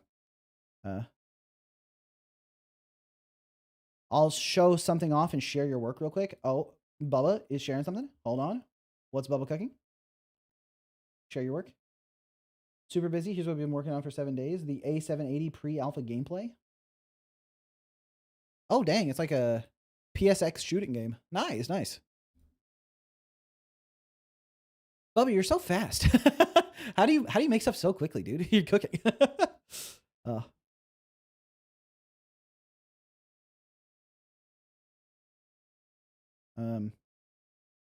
Yeah, Bubba has been cooking. True. At least for me, I would have preferred if Tethergeist stole on more Celeste. Where it innovated is where I found it weak. Oh, did you already like play through it? I haven't had a chance to play through the full game yet. So, I remember I really like the main platforming, like the tether mechanic that the game is built around is really sick. But the puzzle sections, I only did one puzzle section because that's all that was in the demo. So that one puzzle section I wasn't that enraptured by, but maybe the puzzles get better later. But in any case, the core mechanic was so good that I'm more than happy or more than excited to play the full thing for sure. Hey Shovel, do you think you have time for my game today? I've been waiting a while and I want to continue. You're not on the list for today, Jumpy, so no worries. Tether guys just need to find a big YouTuber to play their game, make a good video about it. Yeah, I think that would be the dream for them, you know. Someone who really likes these kind of precision platformers, like Doug, right? I think Doug playing Tethergeist on stream could be potentially huge. And Doug has like a whole meme about 2D platformers in his community, so I think he would be a good person to try to get to play it on stream. And then yeah, Celeste speedrunners. Those would be the people that I would try to get to cover the game for sure. Because I think that the spirit world is basically entirely optional. The puzzle sections. I see. So you can just not engage with those at all if you want to. Yeah, because I think that the game itself, I need to play the full version. At least the demo was very convincing. And I think a lot of streamers, as long as the start of the game is convincing, it could work. So I'm off to teach. Hope the stream is fun. Thank you, Am. Thank you. Yeah, I think getting the right streamers to play the game could be good because the game is visually very appealing. I think it looks very pretty. And the main gameplay mechanic is quite fun. So as long as they continued in the style of the demo, as long as the rest of the game delivers on that, I think just trying to get some big streamers to play it could be very, very helpful for getting it to reach its core audience. Because I think the people who would like this game just need to know it exists. Yeah. If I were them, that's what I'd be doing. I'd be trying my best to get it in front of the streamers I think are going to do a good job showcasing it. You know, like there's no reason to try to get Northern Lion to play the game. You know, it's not a roguelike. You're not picking 3. It's not an MS Paint game. But hopefully when the first chapter of 6 come out, it'll be probably an hour or two at least. Would you be able to play it all on stream or split it up over multiple? Yeah, I'll totally play it on stream. No problem. I played Storm Settlers for like 3.5 hours straight last stream, so no problem at all. I have a question. Do you think the UI and look of the game evolve over time as you continue working on it? Or are there steps someone should follow to actually seem polished? Yeah, I think the look of your game will absolutely... I would absolutely think your game should evolve as you work on it. And that's like a great way to do it too. It's like build the prototype, build what you need to test it. And then once the game is fun, once you have something that's fun to play, then you can make the UI work, right? Make the UI really clean. So that everything is like polished, like the details are polished. The buttons pop the way they're supposed to. They're very clear. And then you get the prototype of the UI in place and then you can polish it, right? I think trying to build it all out from the start and hope everything works right from the beginning is going to make it harder in the long run. So, also, oh, it's pronounced like scythe. I should be saying scythe instead of 6. My bad. I think one of my subscriptions are going to end soon on YouTube. Oh, one of the memberships is going to run out. The people who would like this game just need to know that it exists. I never thought about that. That's so useful. Yeah. I think like, I loved Tethergeist, playing it on stream. And so I think it's the kind of game I would love to play. And so I'm glad that I found out about it, but no scythe, but take the and say S. Sice. Oh, like sice. Sice. Got it. So sigh and then s. I'm good at reading. Yeah, I'm sort of an expert in letters and sounds. Do you like card games? I love card games. I'm excited to play your game on stream. Last Truth. Yeah. You're not on the list today, but you'll probably get played upcoming shortly. So, is my scope too big? I'm aiming for 6 to 8 hours of 2D gameplay. This is my first full game. All my previous projects have been snippets or features for games. So almost every game gets overscoped because scoping is fun. There's always ways you can dial it back. I think there are people who are able to scope a little bit more appropriately, but almost every developer could stand to pull the scope back. But I think going for like the short hike, the guy who wanted to make a short hike, that guy knows how to scope. That homie was able to scope appropriately. But I think just going for it and then altering your plan as you run into issues will be good. So, overscope safely. Yeah. I think scoping is fun and can be very motivating to overscope. But I think it's a balancing act. So I would say just work on the stuff you're trying to get done and really focus on like a vertical slice prototype that you can make fun.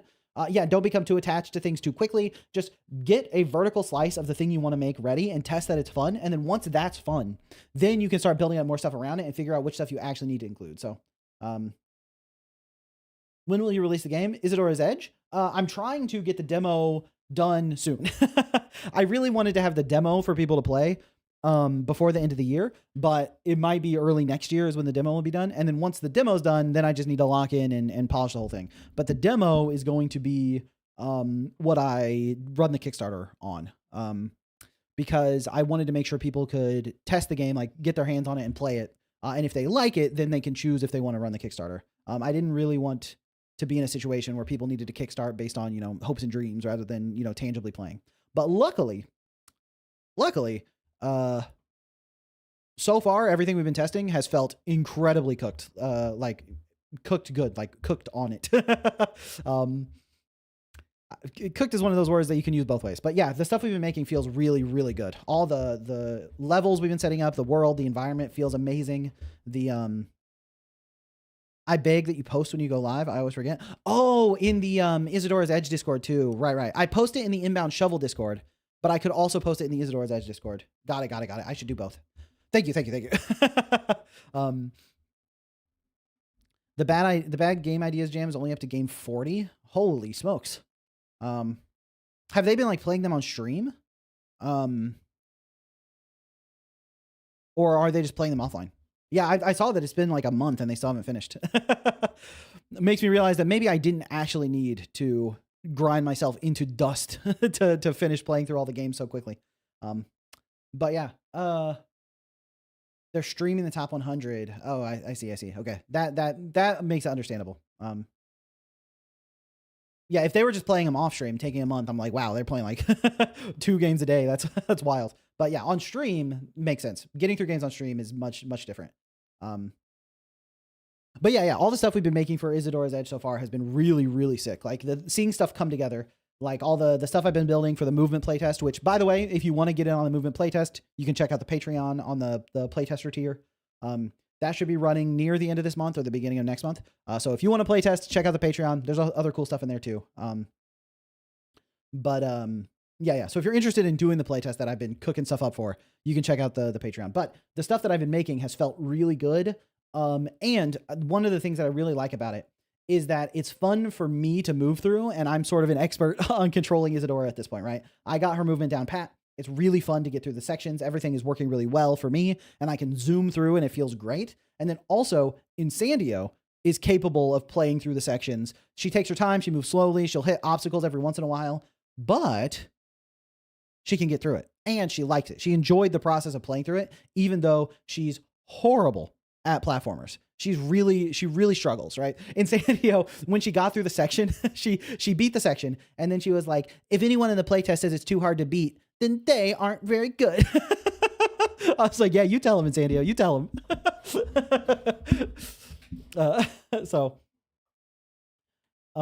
Yeah, so it's really nice to see both. I can watch my own playthrough of it. Like I can record myself moving through it and see what it's like to see like the high skill playthrough. And then I can watch INSANDIO to get the low skill playthrough, and being able to balance the sections so that the platforming challenges are fun for both versions, I think is really cool. So what's more impressive than a person beating a hard platformer fast is someone who spends hours beating a hard platformer and refusing to give up. It takes dedication. Yeah. Watching INSANDIO fail one of the starting obstacles, like she ran into the spikes on that obstacle like 100 times in a row and just kept restarting and trying to get past it. And so I went and changed that area because I realized the mistake I made with the design, and I fixed it. And then the next time she was able to get through it after like 2 or 3 tries. So I fixed that for her. But the fact that she just kept going for it, I think was very motivational. And then even after failing all those times, she was like, no, I still liked it. So Shovel, I'm going to become better than you at your game. Nice. Yeah. For the playtest, I'm making it like a speed run type thing where it's like, it's an obstacle course, movement. I'm calling it the movement playtest because that's all. I'm stripping out all the art, stripping out the enemies. The only thing that I'm going to put in there is movement based stuff, like level layouts and stuff that makes you move around. And so it's the movement playtest, to see how it feels to control Isadora. And I'm going to start a timer when you enter the first room. And then when you get to the end, it'll end the timer. So it's like a speed run. How fast can you beat this? And when I send out the playtest, I will also include my best time. Like, this is how fast I was able to beat the playtest. And anyone who can beat my time, I'm going to give them like a special role in the Discord. That's like, playtest champion or whatever. So there will be an incentive to be better at me than at my own game. So, yeah, so that's my, if my consultation goes well, I have a lot of free time, I'll dedicate an hour a day to it. Have you seen the Too Many Cheese IGN review? I have not. It reminds me of the Too Much Water Pokemon review, which was pretty accurate for the review that it came from. So, I will become the first Isadora speedrunner. Let's go. Cat's is gonna put the competition in the dust. Okay, all right. We've been chatting for more than an hour and a half at this point, so I should probably get started if I want to review any games. And I know, Shovel, I'm going to become better than you at game dev. I hope you do. If you're better than me at game dev, it means that I get to play the cool games you make. So that's a win for everybody. Right now I suck, but in a few years, yeah, I mean, you make the genre of games I like, which are heavily polished UI roguelike stuff. I love that genre. So, more than happy for you to become better than me so I get to play your games. You know what I'm saying? All right. First up, we have Hex Strikers. Let me get this open. Game time.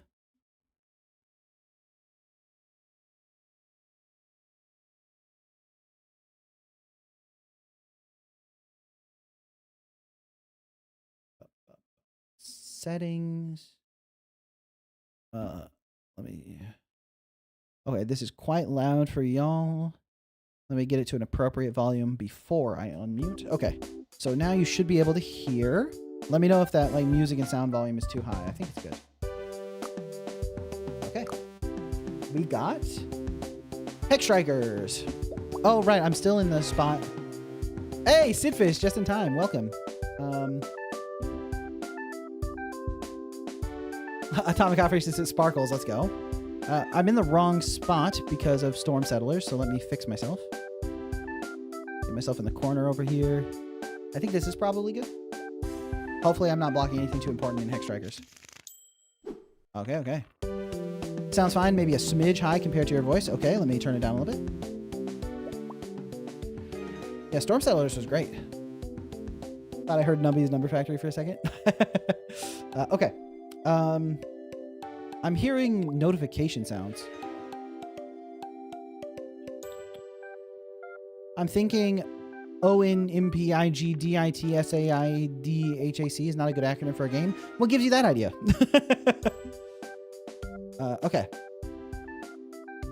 Let's check this game out. Am I going crazy, or are you guys hearing the notification sounds too? Maybe I'm just going nuts. Who knows? Who knows? Okay. Well, they stopped it for now, I think. Settings, credits. Let's just play. Hex Strikers. I hear them. Okay. Let me know if they... I think they've stopped. I think maybe when I switch scenes, there's some delay, so some of the sounds play. But anyway, okay. I don't know, but you're really big for some reason. Oh, like in the corner of the screen? I should make myself smaller? How about that? That better? Now I'm a tiny little guy. Okay. All right. Oh, I was fine. All right, Lyra. I'm going to make myself larger again. Thank you, Lyra. Boom. All good? All right. Sidfish is like, are you going to like play the game, or are you going to fiddle with the fiddle with the stream settings? Okay. Some guidance from Auntie Cora. Nah, smaller, please. Okay, okay. All right, we'll call it there. Why you hit the me note with that true? Dude, it's so real. I started talking with the cadence of the me's from Tomodachi Life. Too small. Got it. We need 50% of the stream. Something like this. Is that good for the gameplay, I think? Yeah, I started talking with the cadence of Tomodachi Life. I was just like, all right, I'm hungry for dinner. I'm going to make some food. Oh, I'm no longer anchored to the bottom. And we go back down. Woo. Oh. Something like this. Nice, okay. I think it's probably fine. Oh, that's why you sounded familiar. I feel a little bit more like myself. Yeah, I started hitting that cadence over and over again the other day, so... Okay. Play with some guidance from Auntie Cora for real this time. Oh, I like that transition. Very hexy. Oh. Oh my god. The art style is so cute. Hi there. Hugh Omi is my name. I hear you're looking to start a small business, a high striker fun fair. The fun fair is a noble pursuit, if not an expensive one. However, I've seen many succeed. I can get you started with a modest loan of 250 tokens. We can hammer out the details of the contract later. Just sign here for now. Oh yeah, totally. I'm signed, baby. That should get you started. Your first performance target of 750 tokens is due in 50 strikes. Let's go. Pleasure of luck. Best doing business with you. Oh. Oh. Spotlight wasn't following. Hey! What's up, Cora? Well, here's a fresh face. Most people who visit Mr. Omi, the ringleader, have been coming for years. That must mean you're starting a fun fair of your own. People call me Auntie Cora. I'm very pleased to meet you. I wish I was here earlier. The hut above me is a clear sign you already made a deal with the devil, as it were. Oh, shit. Hopefully it works out better for you than it has for me. What's in the past is in the past. Let's get you started. I'll show you the ropes and give you tips. Perhaps I should have read that contract a little more clearly. You begin the game with a striker tile. It has a score ranging of 1 to 20. Meaning each time you strike, the tile awards you a random number of tokens between 1 and 20. If the number matches the max, a 1.5x multiplier is applied. So 20 scores 30 tokens. Okay, so I can like, if I roll a critical success, I get 1.5 times. Click the strike button to have the striker swing their hammer and earn tokens. So, this is the strike button. Boom. Got a 12. All right, earn $12. Okay, and now I have 260, so I can buy more if I want, right? 1.3 multiplied to adjacent strikers. Starts with 2 balls, plus 1 for each ball, plus for each ball juggled. How do I get more balls? Do more clowns get more balls? We also have a 1-man band. Plus 2 adds to selected striker's minimum score. Oh, so I could feed ice cream to my striker. Corn dog plus 2 added to their maximum score. Striker's minimum score. Okay.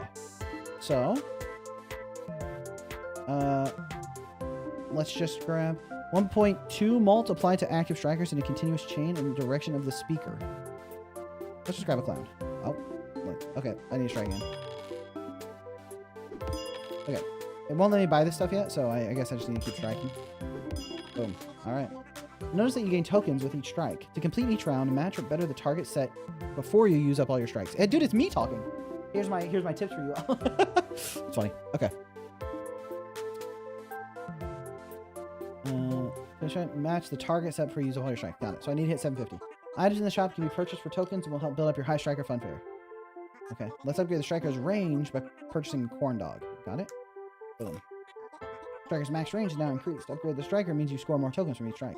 But it also lowers my crit chance. Now purchase an ice cream for the striker. This increases my crit chance and lowers the minimum. So increasing the minimum seems better than increasing the maximum. You can also purchase other hex tiles with characters and items on them that interact with other tiles in your fun fair build. Drag the juggling clown from the shop to the hexagon space below the striker. Okay? Boom. Hover over the clown with the cursor. You'll see that it gives a 1.3 multiple bonus to adjacent strikers. This bonus is times 1.3 because the clown is juggling 2 balls. Click the strike button again to see that you now earn more tokens. Got it. Thanks to the striker upgrade, the adjacent clown's malt bonus. Right. So I'm getting more tokens thanks to his increased abilities and the clown juggling on him. Nice. For the next upgrade, drag the 1-man band tile to the top left of the striker. Boom. You need to choose the direction of the speaker. Point it towards the striker. Boom. Strikers in a continuous chain in the direction of the speaker get a bonus from the 1-man band. Plus 0.1 malt bonus for each maraca they have. Hover over the 1-man bands to check their multiple effect on the strikers. Okay. Continuous chain in the direction of the speakers. So continuous chains mean it'll keep going down in this direction. 1-man band can be upgraded with more maracas, which increase their maraca. Oh, I see. So if I get more balls, I can give them to my juggler. The juggling is aligned with the music. Oh, nice, nice. Click the strike to see the number of tokens you earn. Boom. Oh, 35. Dude, we're making it big time.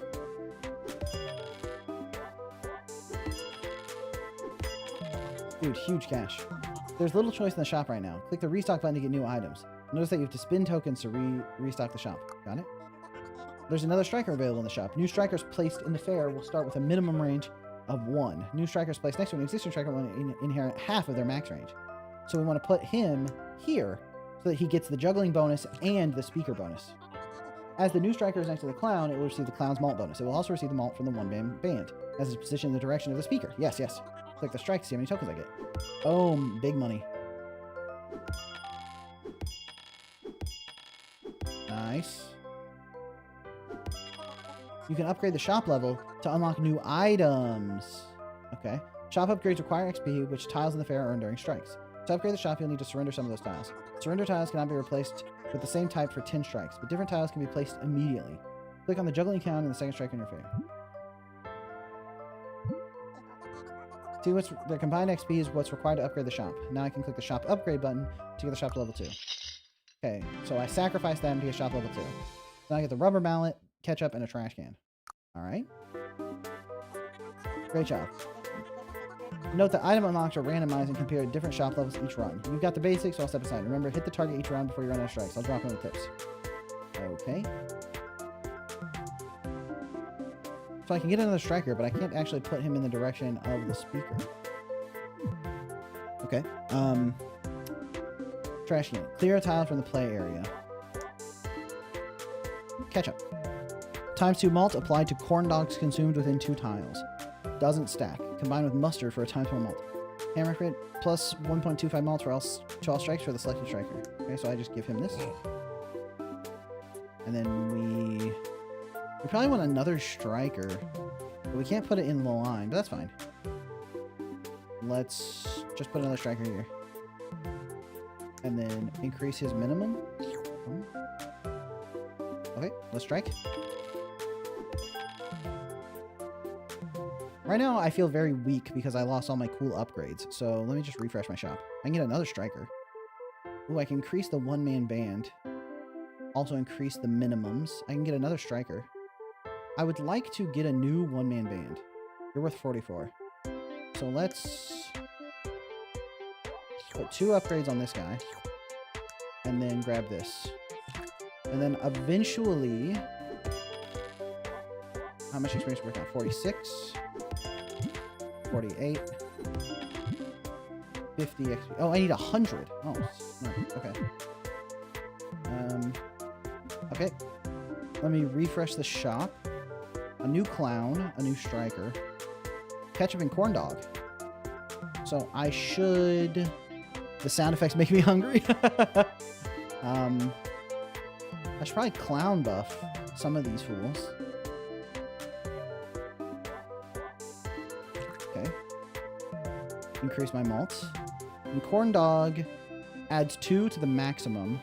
And ketchup, 2 multiplied to corn dogs consumed within 2 tiles. So I put the corn dog here and feed this guy.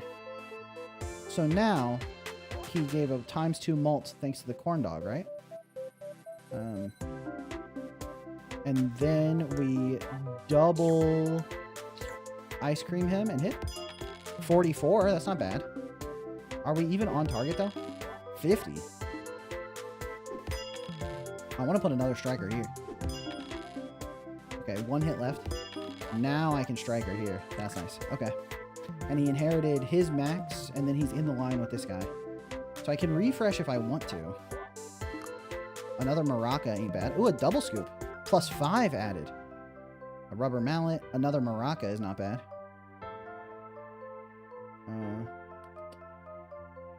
It's out on Steam, and it's free. Whoa. Okay. So, +5 added to the striker's minimum. It's double scoop. Oh, well, double scoop is too good to pass up. This guy's always rolling big. So let's give another maraca to the band. Because that increases the malt on him. And then he already has a rubber mallet, doesn't he? So we can give him another ice cream. Is that good? I don't know. Let's hit 45. He's at 70 experience. He's at 31. He's at 31. Let's refresh the shop. Get 100 for a striker. Get another clown.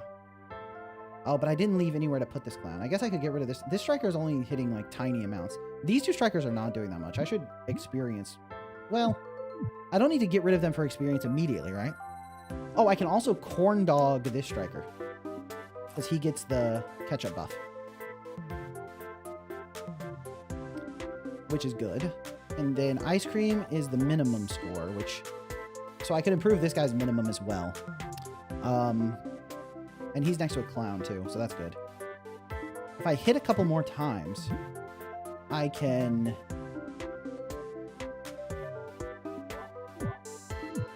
clear them for experience. I don't want to get rid of him anymore.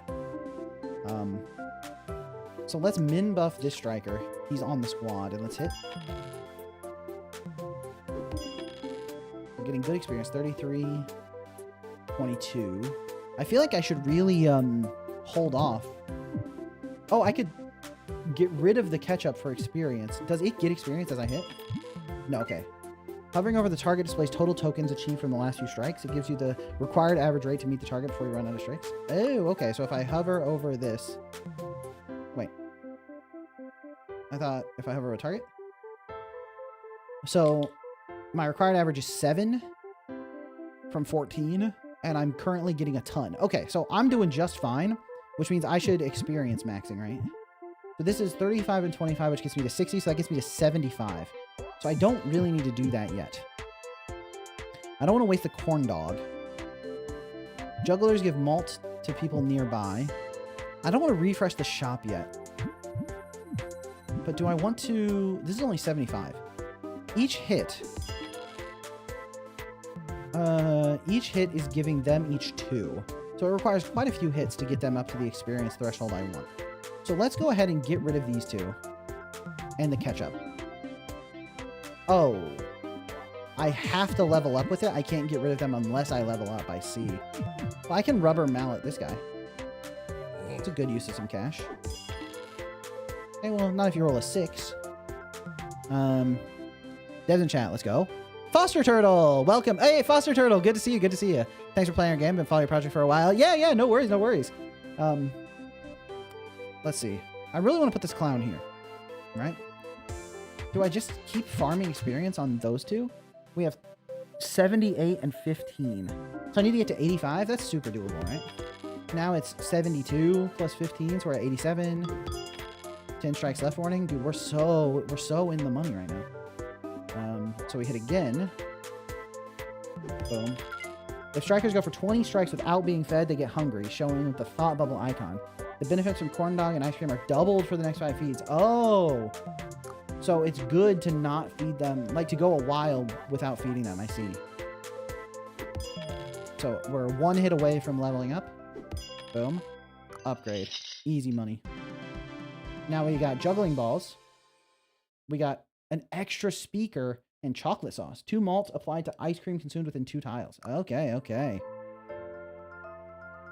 So we're going to keep building in this line. So getting this here makes a lot of sense. Boom. And then corn dogs are nice, but we already corn dog both these homies. And corn dogs are what? Maximum score. So I should wait for them to get hungry and then do another ketchup corn dog combo. Also, this guy is juggling it up, so let's give him another ball. And then I can actually start building out another line thanks to the speaker.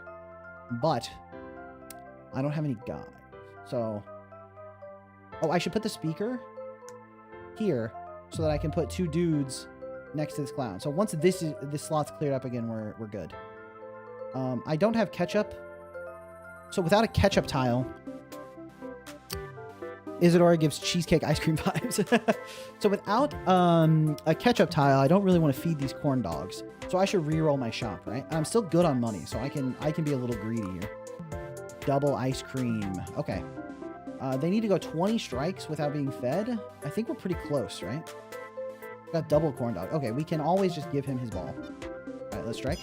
69. Nice. Hammer downgraded. How about hammer upgraded? Is there a way to see how long it's been since they've been fed? Hit.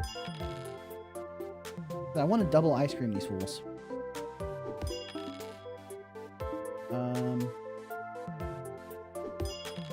I have returned. This game is called Hex Strikers, where I strike my hexes to get big money. Boom. Nice. Okay. They should get a thought bubble when they're hungry. I'm kind of waiting for that now. You're stronger than you look, but the crowd loves a fall. Let's raise the stakes. Next round, you need 3,000 tokens. You get another 40 strikes. Okay. Flamenco, I'm going to just give you a warning and not ban you straight out, but do not send these kind of messages in chat. Those are very, very rude to the developers of the game. Okay. I'm still just kind of... Is that Willy Wonka? Oh, I did not even pick up on that reference. Okay. Okay, now he's finally hungry. Time to juice him. Boom. Boom. Oh, wait. Oh, wait, his minimum score. Oh, maybe I just biffed some upgrade there, but that's fine. Dude, he gets 34 every time. He's still hungry. Oh, we can't ice cream him because we didn't corn dog him, bro. We got another striker. We can inherit his 34 here. That's pretty huge. Boom. I think that's pretty good. Oh, that's why the trash cans are valuable. That's why the trash cans are valuable, because you can clear tiles without needing to clear them for experience. So, too tired to keep playing games. If I don't message by the next game, you can assume I've fallen asleep. No worries, no worries. It's really late for you. Really late for you, right? Okay, so feel free to get some sleep. So, I would get 46. It would take me 39 strikes to get this amount of money, which means I do need to upgrade. But I did just do some big upgrades, so I should be hitting huge on the striker. I would have loved to get more corn dogs. Is it worth rolling down to try to hit corn dogs? No. This is a triple scoop.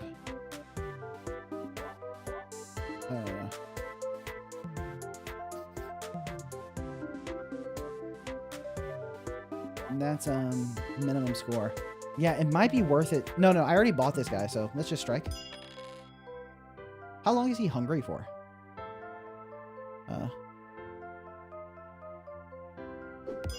Okay, but now we can ice cream this fool, and it'll add 14. Oh, because it's times 2. Wait, so if it's times 2, I can just do this to add 10? Oh, wait, plus 14. Times 2 from hunger and times 2 from chocolate sauce. Okay, so I mean, that's a huge upgrade. I mean, this might just, yeah, this will be plus 16 just thanks to the chocolate sauce. So let's buy those upgrades. Now, all of them are hitting super consistently. So we're always going to get the same number, right? We're always getting 271. Am I correct about that? Yeah, okay. We're hitting 271 every time. We can't ice cream him because we didn't corn dog him, right? Dude, I did not recognize how important it was to corn dog these fools. Oh, I could start getting another one-man band going because I can do multi-directional here. A one-man band here and point the direction up. And then put another speaker on him, pointing this way. And then I can clear this chocolate sauce later. Let's reroll. Oh, a double dog. So I should double dog my main man here. I don't have ketchup. I shouldn't have gotten rid of the ketchup so willy-nilly. I thought I would be, you know, swimming in the ketchup for a long time, but maximum. Triple ice cream. These are, I didn't even need to wait for those. So let's add another striker here as well, so that he's next to the clown. And then we want to replace this chocolate sauce, but okay. He's got a basic mallet. We could add 10 to him, which would be plus 7. Okay, so we really need, but now, I mean, we're still doing huge on the cash. We're getting 312 per hit. We would need at least 49, so we're totally fine. Double dogging your main man. I love the sentences we've heard people utter because of food mechanics. I mean, I have to double dog my main man. That's just, I really need ketchup. I'm hurting for some ketchup. Okay, let's re-roll. I still don't have the ketchup. Oh, I thought I would be in the clear. We got another maraca, so I mean, we can make it this guy even better. Boom. I mean, we surely, it's only plus 4 for 140 bucks, dude. But re-rolling is getting so expensive. This is worth 67 experience. Dang. 19, 133. We need 250. He is worth 5, 37, 230, 99, but he's hungry. Yeah, I'm not sure. I'm in a bit of a conundrum. I don't want to get rid of any of my strong units, but I need to get rid of my strong units if I want to level up. Let's just smack them out a couple more times. Get some money to work with before we... Okay. Okay, he broke his mallet. And he's only a 17. 17's not that hard to recreate, right? He's worth 124. Grinding out a new team in Pokemon Showdown while watching this. Let's go. What's your mega? What's your build? What team are you running? 124 and 192 is 316. 192 and 67. I can kill the chocolate sauce and get this one man. I mean, this one man band has 5 maracas though. But I think I need to keep upgrading. Perhaps that was a mistake. We'll find out. Wooden mallet, the hammersmith, and we got mustard.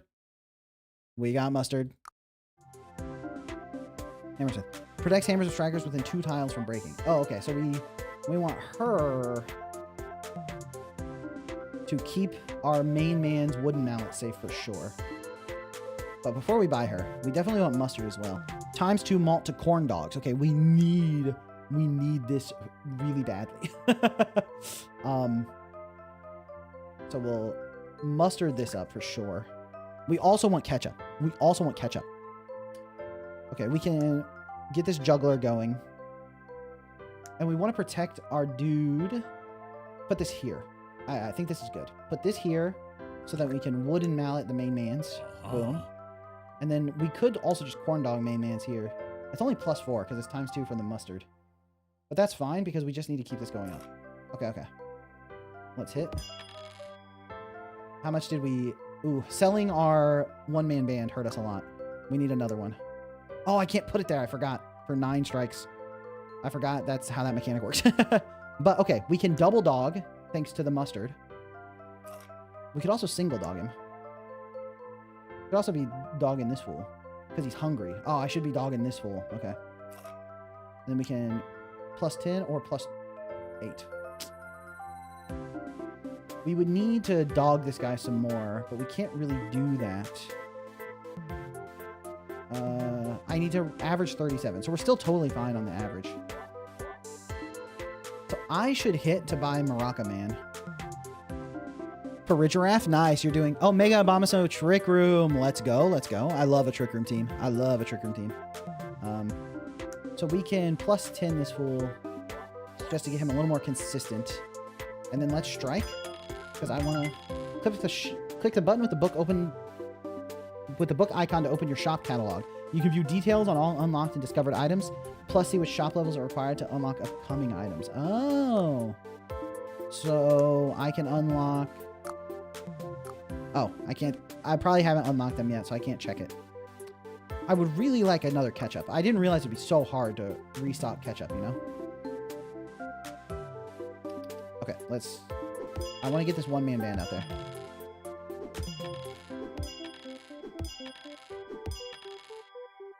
Boom. Okay. This is my one-man band slot, and let's put the speaker here. And let's grab another speaker. And put it this way. And then let's reroll. Ah, still no ketchup, dude. They are ketchup mogging me right now. Okay. I gave him a wooden mallet, which is times 1.5. It's times 1.25. So let's just... I mean, it would be better to get another wooden mallet for sure. So let's put this here. And then obviously... Oh, we want to keep upgrading him because he's hungry. Until we can get some ketchup. And then we can ice cream the hungry guy as well. I would love to get another chocolate sauce. I sold that one also a little bit too willy-nilly. Let's reroll. Triple dog, bro. We can triple dog the hungry man. Nice. Okay. And plus 10. Oh, he's not hungry anymore. That makes sense. We did kind of feed him. So let's increase him. And we want to get more condiments. Oshawtt's also a great favorite. Mine's Lucario. My favorite Pokemon's Oshawott, Turtwig, and Shellos. My favorite Pokemon is Gothitelle, baby. We love Gothitelle. Alright. Right-click an item in the shop to lock it in place. Locked items won't be replaced. Oh, I didn't realize. Okay, I can lock items. Dude, that changes everything. That changes my strategy dramatically. Okay, that's fine. Let's get our money up. I would love to put a clown where this guy is, right? Because the clowns are a higher mult than the band.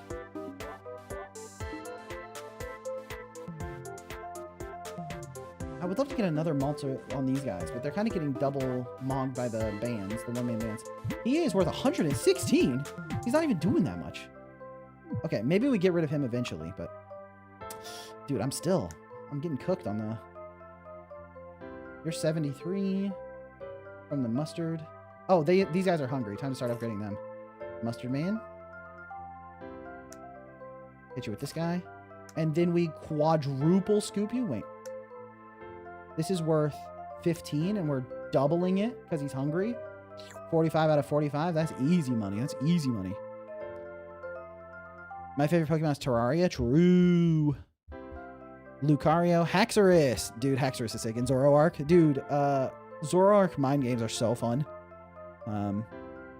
Had to head home from work now. Hey, thanks for hanging out at Stopping Operations, and I really appreciate all the support. The gifted memberships and stuff were really, really generous. Thank you so much.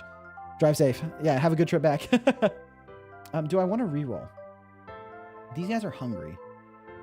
Yeah, let's reroll. Ketchup, finally. Okay, I should make sure. Let me just lock that. And I can Maraca this guy. And then let's make sure we got our money up. Okay. I want to... I kind of want to put the ketchup here. So we can start double dogging, you know what I'm saying? That uses up a very valuable slot, you know? These two are the hungry ones. So I'm going to start feeding them. Yeah, I actually think we go up here so that we can start building up these two guys. So now we got ketchup and mustard buffs on these two, which is huge for us, actually. So I need to re-roll. Let's get my money up first. Okay. Re-roll quadruple conage. Oh, I can actually ketchup down here because this ketchup is only getting those guys. So I can catch up here to get these guys as well. Boom. All right, nice. We're double ketchuped. Love that. Oh, and the big hammer. Rubber mallet on... Oh, no, that's not the big mallet. That's still rubber. But get the increase anyway. I want to make sure I lock this ice cream because it's too huge to pass it up. All right, let's strike for some cash. Yeah, okay, let's re-roll. I mean, I actually could start another band up here. It's not bad.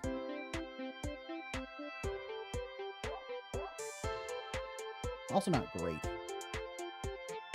Yeah, let's just re-roll. Triple dogging. Okay, we're triple dogging this guy. Oh, plus 55. Then we double dog this fool. Oh. Oh, they can only go to 100. Well, I forgot about that. Add 15. Add 30 from hunger. Nice. 17 from hunger. All right, now these people are hooked up as well. Dude, we almost sort of... Dude, this guy is now way more powerful than our main mans. 44 to 58. This is 45 to 100. We have a new main mans off of just a couple corn dogs. That's crazy. New main mans only takes a couple dogs. Look at that. 334, one strike. Okay. This one main band is worth 146. 300 experience. 46 to 73. 69. 245. 500 experience. Hold on. We could level up off of one slaughter of this main man's.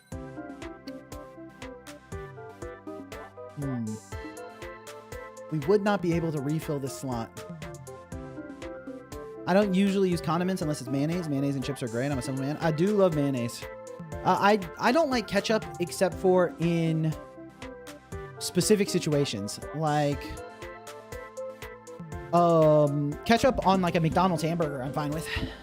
But yeah, I generally don't put ketchup on stuff willingly. I like ketchup on scrambled eggs, but that's because tomato on scrambled eggs goes crazy. So tanginess, I would rather have, you know, something providing tang and something providing tomato than just ketchup, but it's one of the few things I can tolerate it on. My sister, when I was growing up, my sister used to just straight eat ketchup out of a bowl like it was a soup, and that gave me a really sour taste on it. But I love condiments. We slaughter our main man. Now we get a card shark and sprinkles. Oh, that's another ice cream buff. Card shark. Adjacent strikers have a 1 in 6 chance of hitting max. Oh, but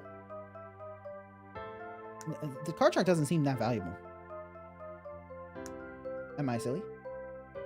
This is plus 52. I mean, this is already plus 10, and it's times 2, times 2, times 2, so it's 20, 40, 80. I mean, that's a pretty free upgrade.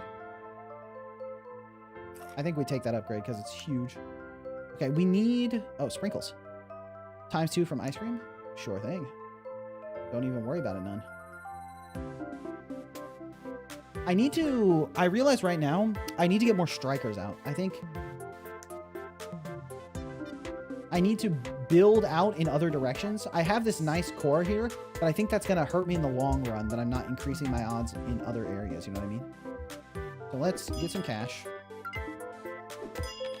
Bring up the settings menu with the button in the shop panel. You can adjust how quickly tooltips appear using pop-up, hover, lag sliders. Got it. You can also choose between drag and drop or click to select. Thank you. All right, we got some money. Let's reroll. We got another striker. I should put another striker here, obviously. I've been craving a Reuben for a month. Okay, we got the sprinkles here. I should have put the sprinkles in a better spot. I wasn't thinking clearly enough. Okay, this is plus 20 thanks to the mustard. And that gets it almost max, so we just take it. I can get another speaker going. Right now I have this line and this line and this line and this line all intersecting. I should get another one behind this clown. I should put a striker here. Right. That's good for me. Boom. Okay, we got 4 strikes left. Let's do it. All right. You've exceeded expectations. A shame, really. It means I have to push you harder. The final target is now 15,000 tokens. You get another 30. Only 30 strikes to get 15,000? That requires a 260 average, which I'm currently doing. So I think I'm in the clear on this map.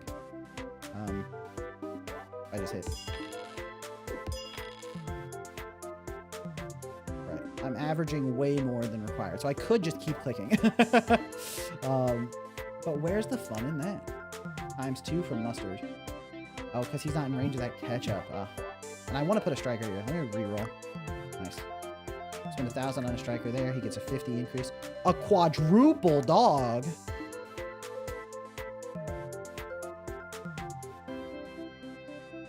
I think we quadruple dog our main guy. Because this is plus 15. So ×2 is 30, 60. Yeah. Quadruple dog for sure. Then we could increase the... Oh, you can only juggle 6 balls. I think I knew that. In my heart of hearts. 1.5 multiplier on this guy as well. Boom. And so we were getting 680, 560. Now we're getting 950. Let's go. Got to make the number as big as possible. That's what I'm saying, man. Let's keep smacking. All right. Boom. All right. Dude, our payouts are huge right now. I don't think it's worth $400 for one ice cream cone, even with sprinkles. Plus 4? Nah. I can get another striker. I can get a mustard. I can get a speaker. I don't really need to dog anybody. Like, to selected maximum, I can give him 10. 7. Yeah. The only one I would want to dog is this guy, and he's not in range of the ketchup. So I think we just keep smacking. Let's get to the clear. Okay, we're in the clear. So now that we're in the clear, we're totally safe to just bump around with cash. Real? Got another striker. Ooh, another juggler. Alright. Boom.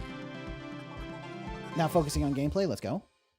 I think you can make a story before the game mechanics. You just have to put decent work into balancing between the two. Right. Alright, you completed the tutorial and unlocked normal mode. Alright, we did the tutorial. Normal mode is where things get serious, right? Okay. Round 1 of 10 and targets 1,000. Okay, not playing around no more. Okay, so we know chocolate sauce is huge. So we kind of want to... Just heard mass smashing. Yeah, it's fun to just hold the button and just hit. Big dopamine reward right there. So, we can do multiple clowns to build out a bajillion effects, right?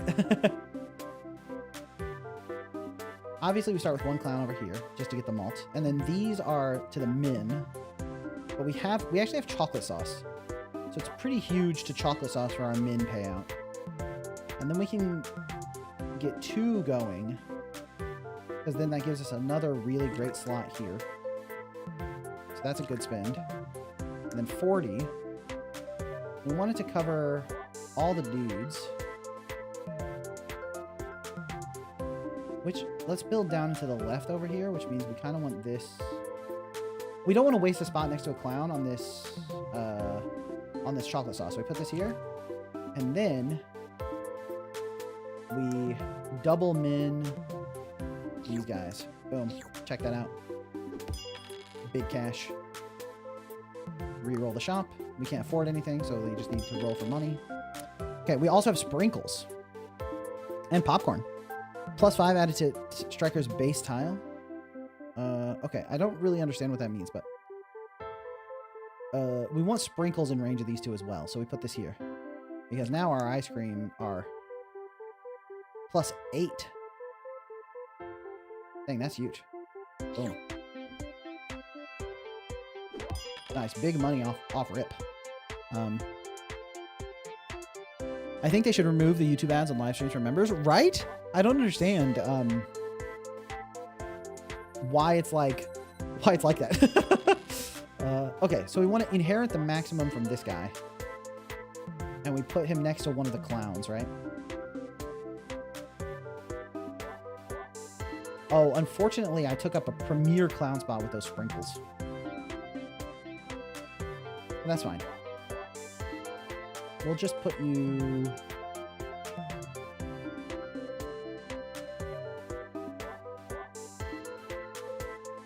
Put you here. And smack. And popcorn is +5 to everyone in range, which means I should just put you here, because that's like a huge bonus in the beginning, right? Yeah. The sprinkles plus ×2 malt for ice cream consumed within 2 tiles. Oh, that's... Oh, okay, I see. I was like, that's not how I thought it worked. That is how I thought it worked. All right, we're doing good. We got 280. I need to keep upgrading. Do I want to get another clown going? It's a tough call, because I kind of, like, wasted these good spots. Do I sell these sprinkles this early? Because this increases the minimum, right? Ice cream, yeah. Ice cream increases the minimum. I really need to increase the maximum. What do I have available? I have ice cream, chocolate sauce, sprinkles, popcorn. I don't even have corn dogs. So I need to level up soon if I want my corn dogs going. And corn dogs are pretty important. I can get rid of him for 8 experience. This guy's worth 22 experience. 28, 33. I kind of want to just buy this clown and put him here. You know what? That's actually a good way to do it, I think. We buy these clowns and just have them here for a while. 100%, so that we can get rid of them for experience. I think we're like experience maxing right now. See, it's 50% of 10. There's like a spot right here that's like next to a bunch, but yeah, let's just hit here. How much did we get from that? We got 87. Okay, so we're doing just fine cash-wise. And we can also still, you know, get this great multiplier on him. I should do that. Get 5. So he's not in range of a chocolate sauce, which is fine. Yeah, now we're experience maxing on these clowns. So he's worth 31 and he's worth 2. Do they get experience based on like how much they earn, or they just get experience for smacking? I'm not clear. I never had a corn dog. What are they like? Yeah, it's like a hot dog wrapped in pancake batter and then deep fried.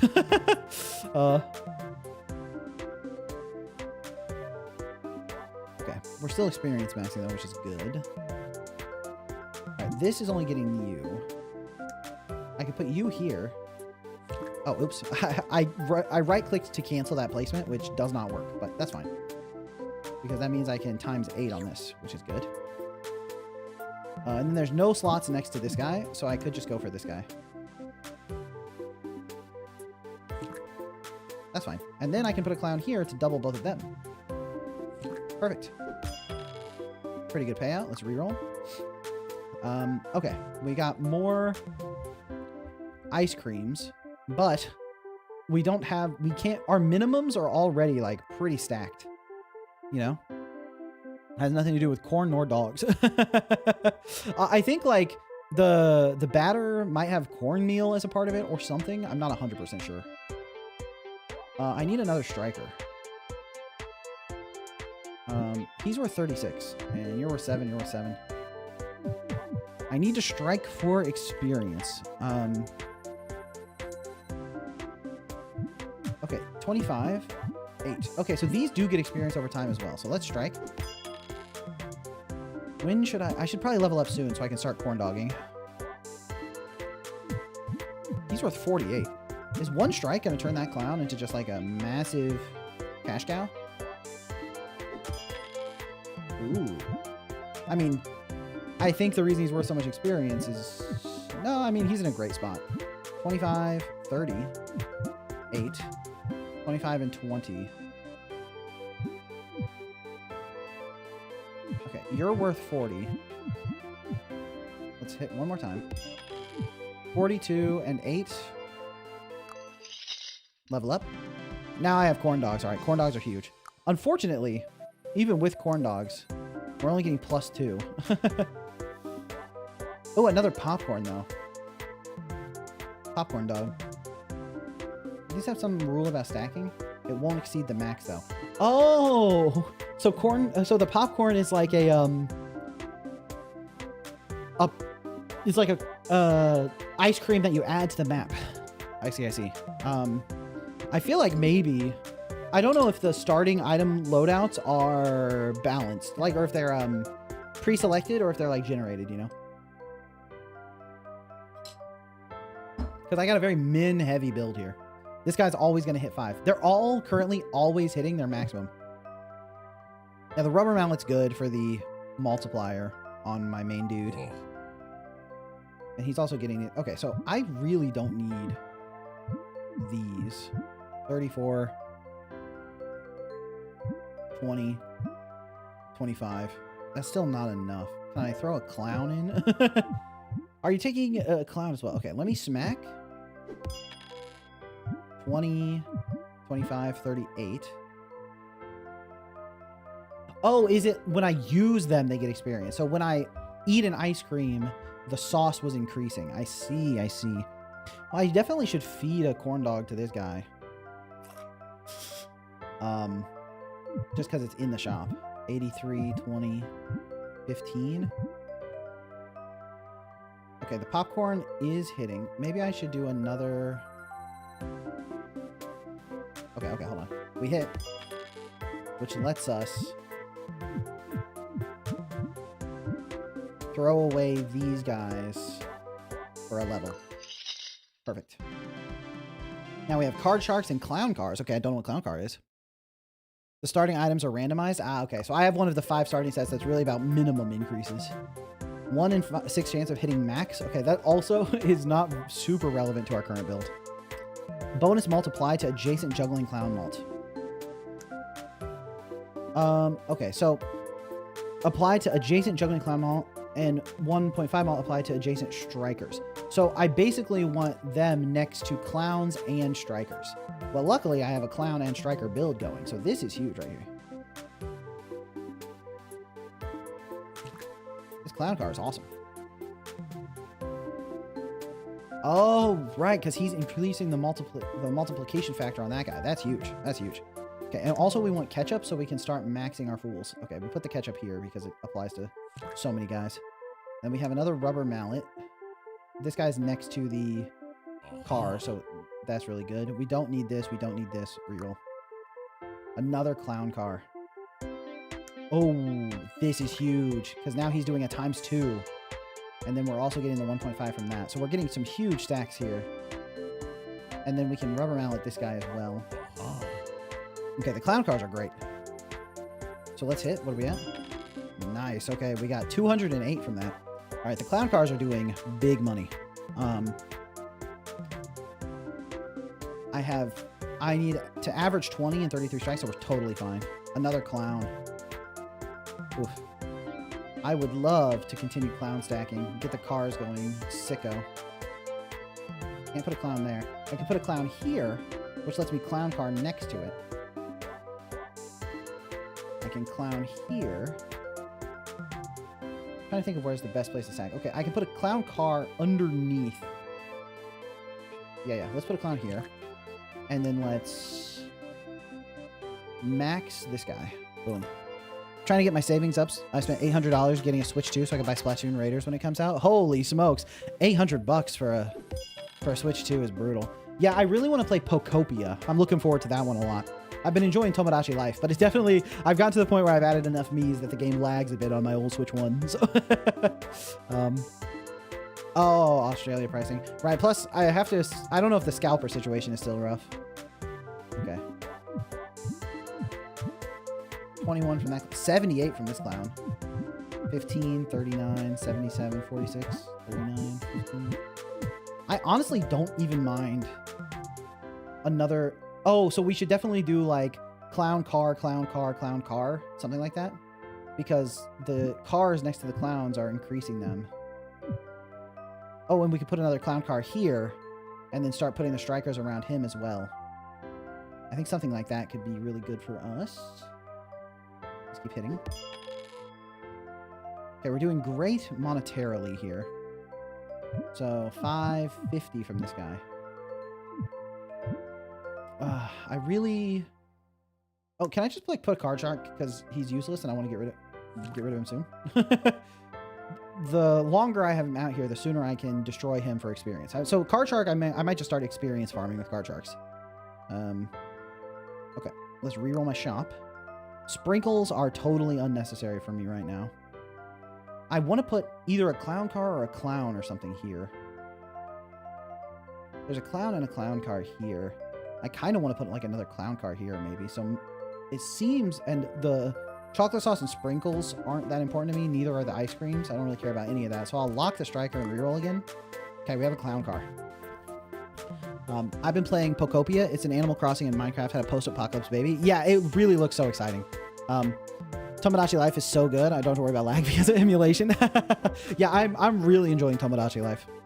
I wish they had more like quirks and stuff. I feel like I ran out of new stuff really fast. But okay, clown car. We put you here. You're buffing one clown, and I mean I could just put it here so this one clown buff gets another because it's multiplicative stacking, right? So he's at 2. So if I put another 1.25 on him, that's actually putting a 0.5 buff on him. But I could also clown car here to buff that clown. But it's not really that. I could put it here because the clown cars don't buff other clown cars. If I put a clown car here, I could start clown stacking around it. I could just put a bunch of clown cars around this guy. Oh, but actually, if I put a clown car here, this clown is getting sicko mode, right?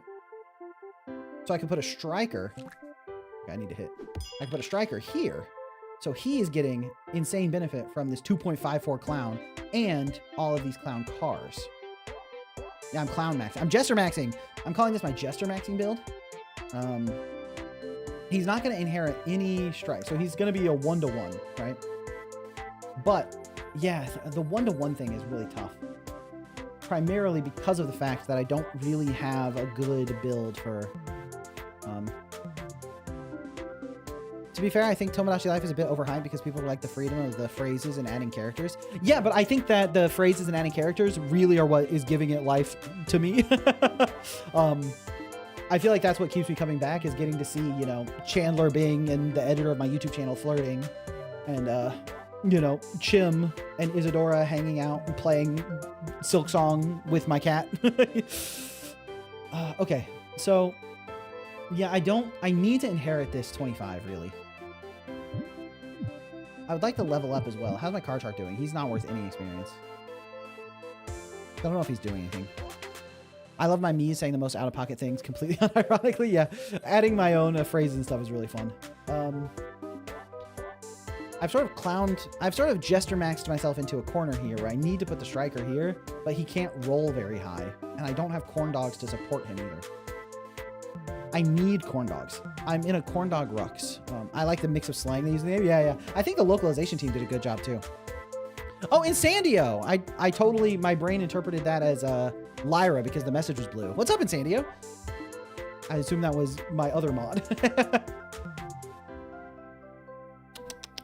Okay. I need to pass on this 25. That's extremely obvious to me. How do I do that? You can re-roll the shop? Yeah, I know. Do I want... This guy is not getting much experience. I could just put one out, like, put a useless card shark up here. He's experience farming. Re-roll. Still no corn dogs. Oh, one corn dog. Let's hit. I'm getting enough that I can beat the round no problem. So, I think we take the upgrade here from the ketchup because this guy has a food thing. You know what? I want to maximize my odds of... I want to maximize my odds of getting a really good corn dog, right? So I just roll him. Yeah. Roll for corn dog. Perfect. Okay. Now we can start building down this way with this builder. Let's roll. We can afford him. Buy the striker now and place it so it gets hungry. True. Yeah, okay. We'll striker here now. So he starts with 13 at least. It's better than nothing. And now he's next to one clown car. And we can start building around here to get another builder chain over here. And they'll be surrounded by this clown car, but that's fine. We live in a clown world, huh? Corn dog gamer. Yo, cat. Hi, Luna. Hey, Insandio in chat. Always good to see. Corn doggo gamer. Okay. I give this guy a mallet. Okay, he's hungry. I should not waste his hunger. Let's roll for corn dogs. We're corn dogging. Corn dog maxing. Okay, I should have placed this guy later. That's fine. This guy is getting worth quite a bit of experience. I could also just get rid of him soon. Strike. Can I get another corn dog? Oh, a double dog. Okay. You are my king right now. Which means I could start doing a clown car maxing thing over here as well. Right, a clown car where this ketchup is. But the ketchup is... I think it's too valuable to get rid of ketchup right now, you know what I mean? Reminded me of an improv I did for drama class. I played as a depressed clown whose nose cries when it's squeezed. These are the hammers Shovel threatened me with last time. Okay. I really need... I need to put a builder... How much are you worth? 19? The clown cars are worth quite a lot, which makes sense. What about you, card sharks? You're worth 15? You're worth 1? You're worth 1? I put you before this one. Why are you worth 15? Oh, is it like every time they roll? So he has hit his card once. But you haven't... You're on 4 dudes, and you haven't hit your card 1 time? Freaking clown, bro. Like, literally. +5. So I got rid of all my, like, ice cream and sprinkles and stuff. But those are easy come, easy go. Let's hammer. Okay, he's lost his hunger, but he has a great max. So we should keep that in mind. I kind of want a card shark. I want another card shark up here for the purpose of experience farming. Okay, 15, 15, 1. Nice, okay. We're experience farming on the card sharks. Okay. And now we want to clown car max over here as much as we can on this guy. We could also try to clown car max this guy so that we get a ×2 and another ×2 from another clown. Oh, we could make one mega guy. I guess we're in a position where we could also... Yeah, if we just stack clown cars around him, that's not so bad. We probably want another clown out here, too, since we're clown car maxing. Something. We can just put a clown here for now. You know what? Let's reroll. Corn dog. Corn dog. That's good stuff. Okay, we want to increase the maximum because we're building down in this direction. So let's increase his max. Alright, the clowns got more expensive, so I shouldn't have re-rolled them.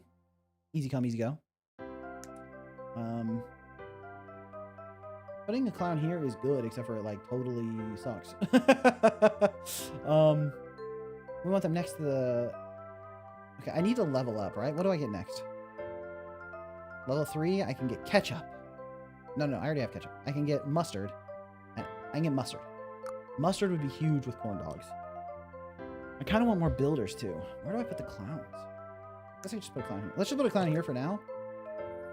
And maybe we put another clown somewhere else, too.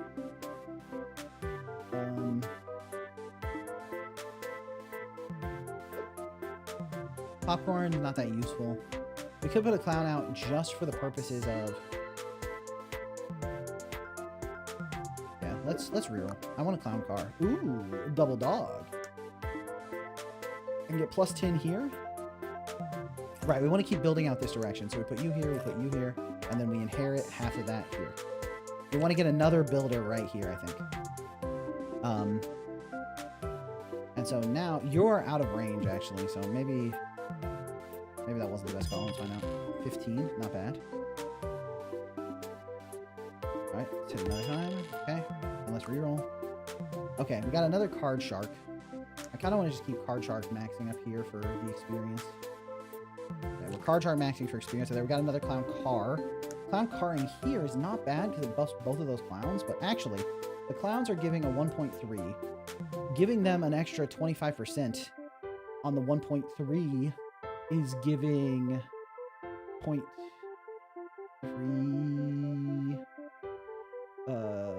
0.35? No, it's 0.325, right? So 325 times 4 is 1.3, so it's giving us a 3.25. So it's turning them from a times 1.3 to a times 1.625, but the clown car gives a base times 1.5 on top of the 1.3. So it's actually better to put the clown car here.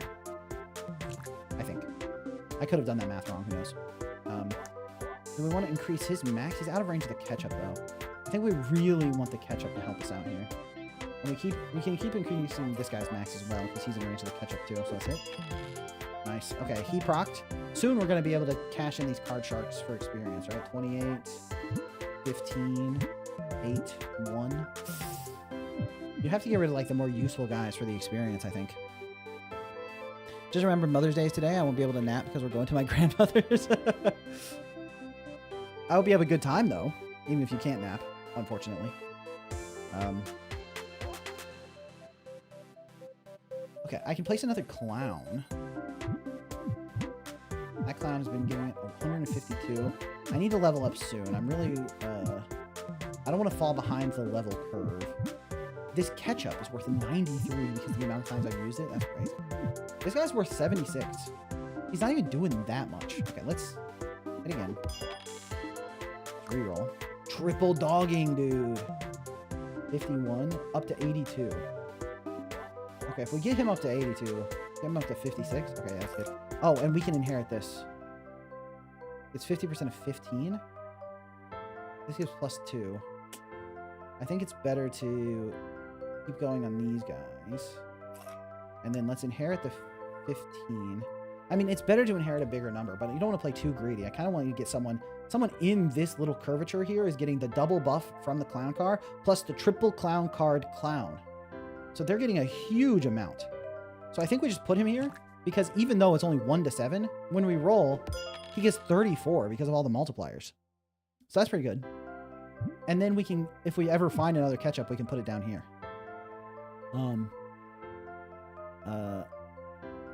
Reroll. Double triple dog, dude. Double triple dog. Okay. Double triple dog is too insane. Okay. Double triple dog. So it gives 20 because of the ketchup. So I can actually max out my main mans here. Okay, we have a maxed out main mans, which means... Oh, I didn't realize I also could have done some serious work up here thanks to that. I could re-roll, though. I could re-roll and hit. Oh, triple dog on Hungry Mans, dude. A double triple dog on Hungry Mans. That's crazy. I could put it on him instead so I can start building out. Yeah. Come on, don't lose your hunger. Perfect. +20. And then I need to give you a big mallet. And then we re-roll. Another triple dog, dude. +20. +40. Let's go. Okay. I want another triple dog. Triple dog on Hungry Mans. +40. Let's go. All right. Okay, so now these two just went from not that useful to incredibly strong. So we could start trying to build out another clown car core up here for the dudes that we just double triple dogged with ketchup. Come from the future, I guess. True. Okay. Time traveling back. All right. So we also, at this point, can start raising their minimum. I was like, we were hurting for maximum to the point that I didn't even focus on it a little bit. Actually, the card sharks up here aren't bad. We have so many card sharks that if any of them hit, they roll max. So, so the card sharks actually might start giving us quite a bit of monies, thanks to the way we played it. Okay, we want +10 somewhere. Let's +10. This guy's getting a lot of... This guy's actually getting a ton of buffs. Double clown card, double clown with a clown card clown. And we have a clown and a clown car in the shop. Okay, so we want to start going... I think this one clown with 3 cars around it is a really good formation. But we have the card sharks right now preventing that sort of formation. We want to put this clown car next to... We could... Oh, can we level if we get rid of all the card sharks? If we kill all these card sharks, we get 94. These guys are strong now, but they haven't made that much money. The ketchup is worth 228. All right, ketchup, you're dead, bro. Bad news for you. You are donezo.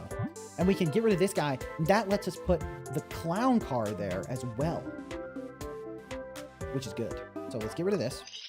Oh, I needed to lock the clown car. Oh, a mine. What's the mine do? Oh, I should have locked the clown car. Okay, what's the mine? Double the upgradable max range of adjacent sticker. Oh, of adjacent striker. I was like, what's a sticker? I don't know that. The upgradable max range. Oh, so I can let them go up to 200? Oh, okay. That's really nice. That's really nice, actually. So if I put a clown here, that's pretty good too, actually. And then I can clown car behind them. Actually, no, clown car is so good here because it gives a 1.5 and buffs him. But clown's also good here because this buffs that clown. Yeah, okay, clown is totally fine here. And then we got mustard. We can put mustard where the ketchup was because it does the same thing. Oh, I've spotted a typo in the game, Sidfish.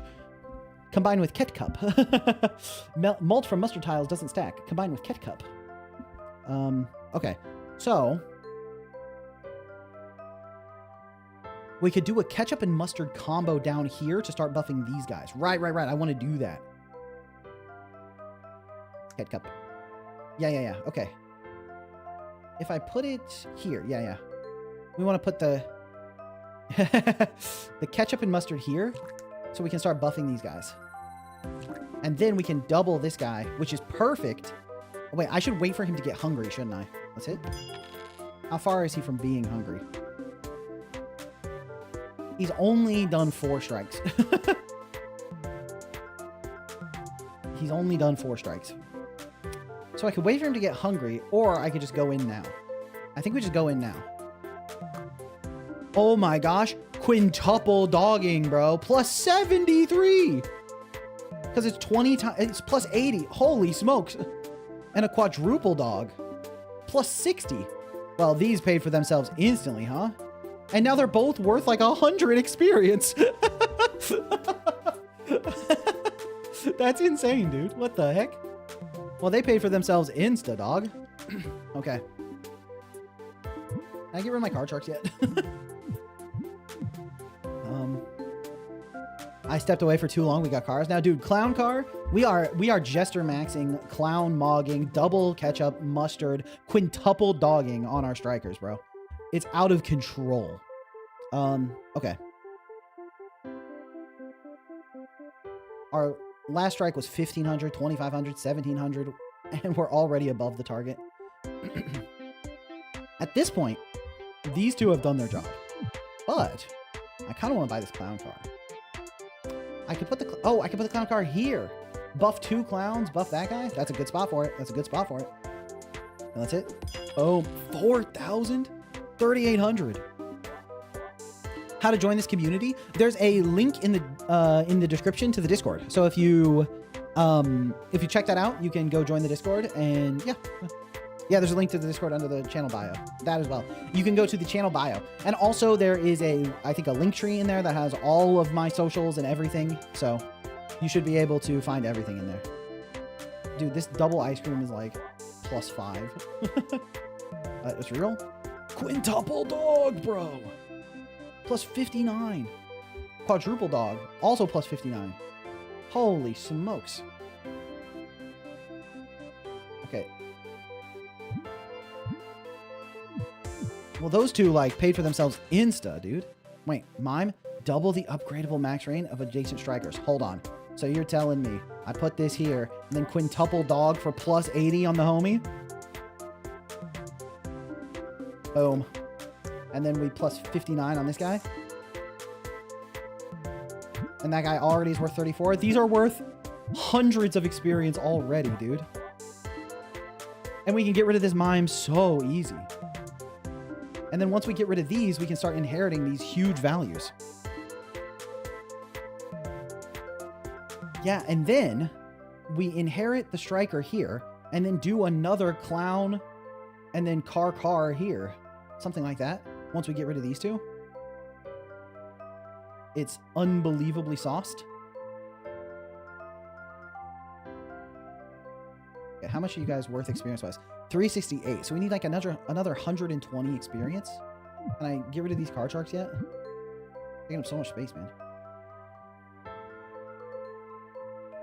Wait, can I only... Oh, you can only get rid of 5 units at once. So I can't just pad the stats with these card sharks, I see. All right, let's roll. Get some money from it. What does the car actually do? So the car gives a 1.5 times mult to any striker next to it, and it gives a 1.25 mults to any clown next to it. And so then the clown, because I have 3 clown cards next to this clown, it's multiplied by 1.25 3 times, which means its mult is now times 2.5. And then this guy is also next to these clown cars, so he's getting the 1.5 multiplier from them as well. So this guy is getting thousands of dollars per hit. Similarly, this guy just got 660. Wait, his mult is 11.6, 17.4? Is it because of this clown as well? Right, because this guy has clown car, clown car, clown, clown. And this guy only has 1 clown and 2 clowns. He's missing another clown. And also he...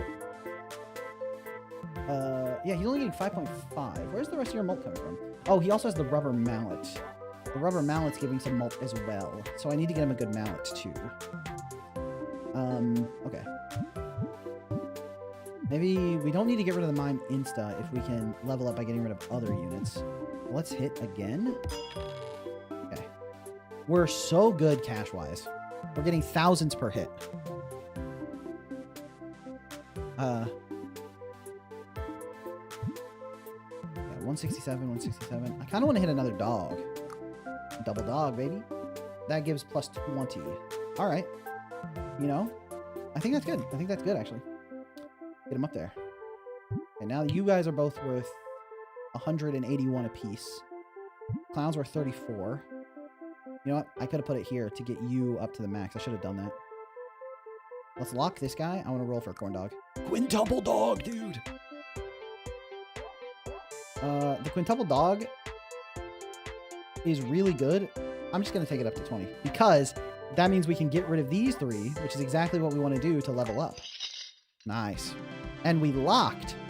Oh, and we got juggling balls. Oh, we're so in the money. I'm never buying the playing cards. And now I can just inherit the 200. Okay. Well, inherit 100, which is its max anyway if it's not next to the thing. Okay, so with that in mind,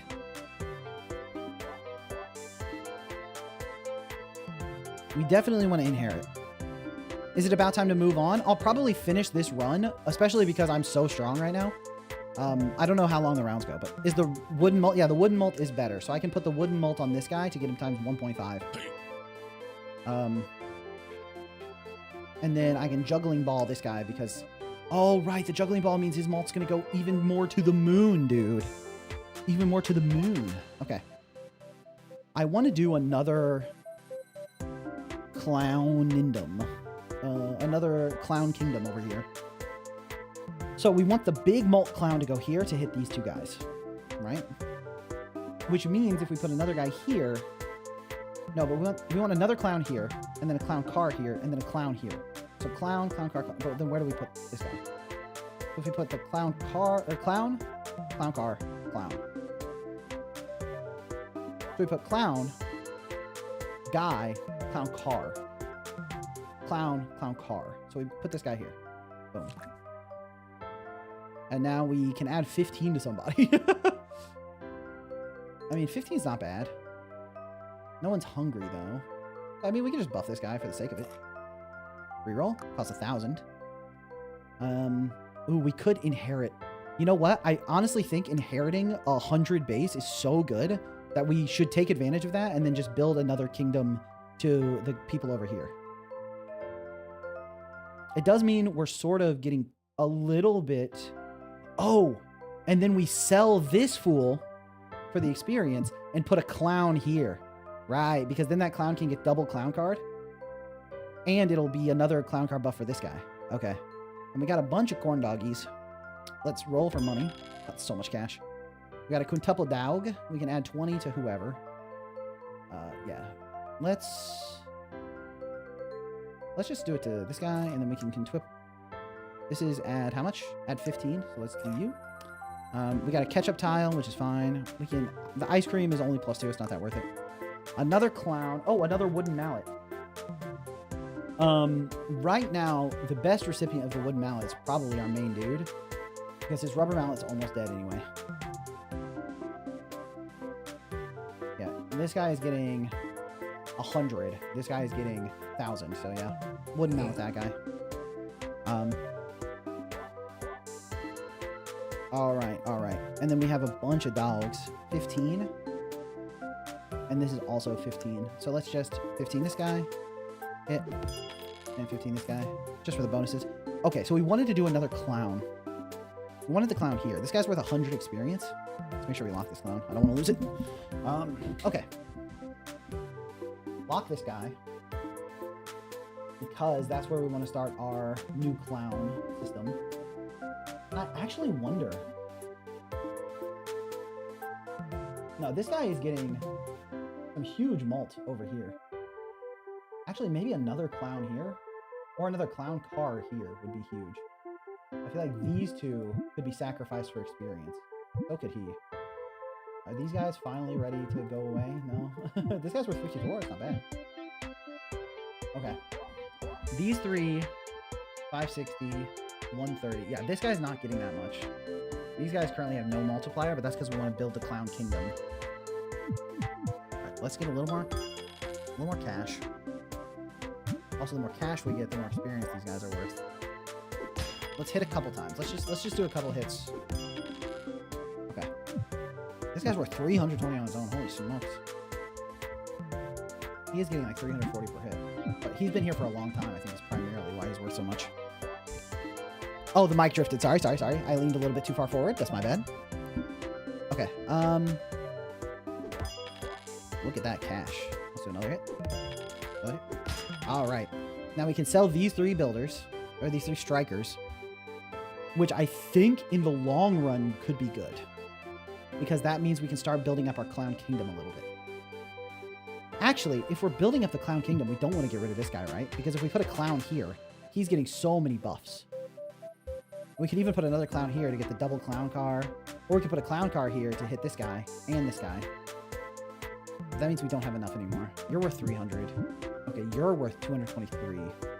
I think we get rid of this guy. Yeah, okay, I just want to level up.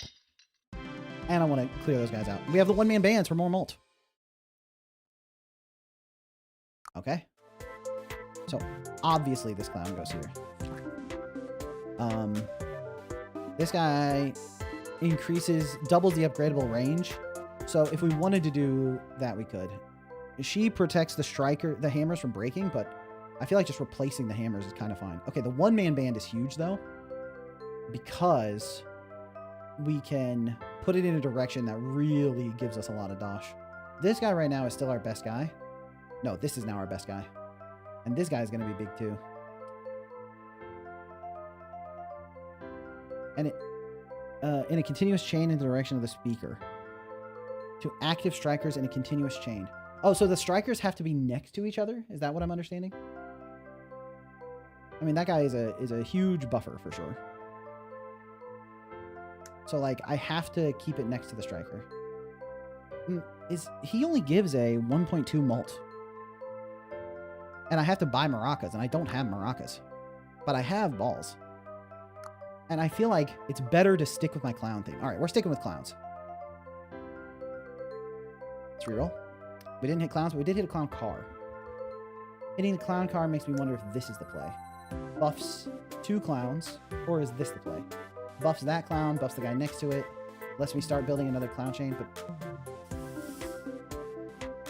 Oh, also I could start increasing the maximums with my sprinkle. Right, I should do that.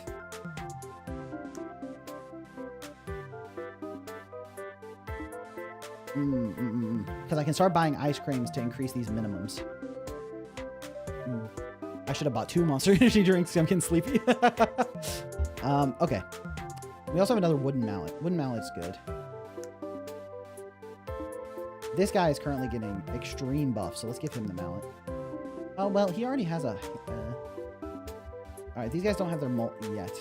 But I did just put this clown here. So he's gonna be malting up soon. I want to start clowning around here. I want to do the ice cream. But What's the game's name? The game is called Hex Strikers. It's available for, I think it's free to play on Steam right now. So if you're interested, you can actually just go download and play it, I think. Correct me if I'm wrong on that, Sidfish and Foster Turtle. Okay. Severe deja vu, like deja vu of getting deja vu. Mr. Shovelman, do you still do timers? No. I don't do any timers. Oh, do you mean like arbitrary timers? Like just setting one? But timers for playing a game, I don't do, no. Okay, I want to get this squad ice creamed up. Right, okay, let's do the ice cream over here and start stacking it on my main mans. And we're going to be buffing this guy as well, so let's just give him this. And then we want, I think we want the clown car here to start putting the clowns around it, right? Put a clown there. We'll put a clown here, and we'll put a clown here. And so this clown car will buff both of those clowns. So we put this here for the future. Got another clown car. Oh, another sprinkles, but that doesn't stack, so that's fine. Got another clown car. And if I want to put a clown here and a clown here, I would want to put the clown car here. So unfortunately, I don't have anything to do with any of these buffs, so we're rerolling. Another clown car. Okay, at least we got the ice cream that we wanted. Times 8. We can trash these when we want to. We got a clown car. Oh, we want clowns. We want clowns or juggling balls. Got a rubber mallet. Not as good as a wooden mallet, but we can use it. Boom. And corn dogs plus 20. Oh, we can't use that. Okay. Oh, double ice cream though. Double ice cream. Perfect. Boom. Get some cash. Reroll. Okay, a juggling ball. This guy right now is our best dude, so give the ball to him. And oh, this is a times 1.2. Okay, we can give it to, why not? Just get a little bit of a buff. Yeah, we don't need more corn dogs right now, so we reroll. Oh, okay, more juggler. Okay, juggle. They can juggle up to 6, right? His molt is 3.7, dude. Okay.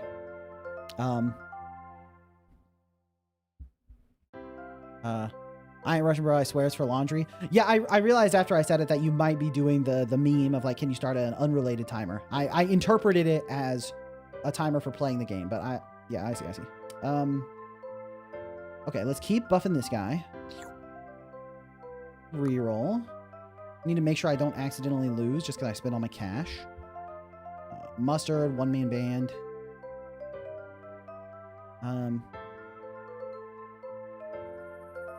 Laundry versus shovel.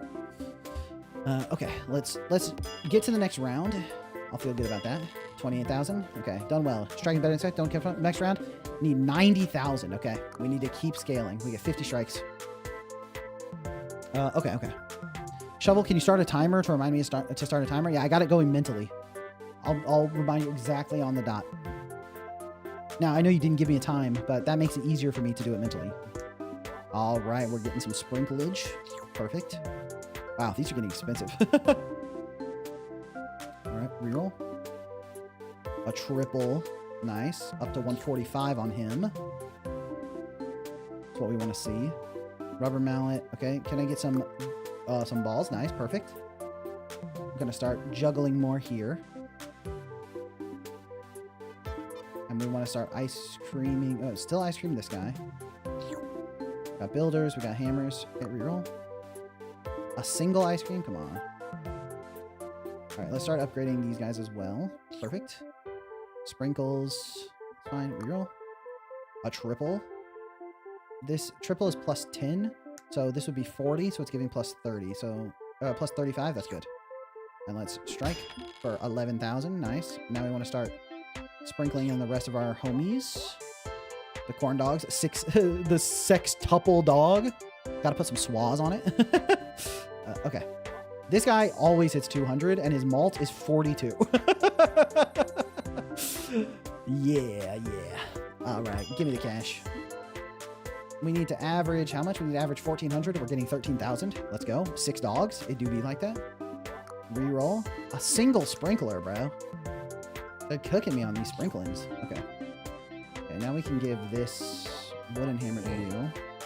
Real? Dude, the quadruple scooper. That's plus 15 times 4, so this gives plus 60. Hell yeah, brother. Okay, give me some cash, first off. Oh, and a clown. I almost rolled past the clown. That would have been a disaster. All right, dude. Check the mult. Okay, we got 6 dogs. But no one is even below maximum. I could buy a mime here and start... Oh, quadruple scooping. Okay, that's plus...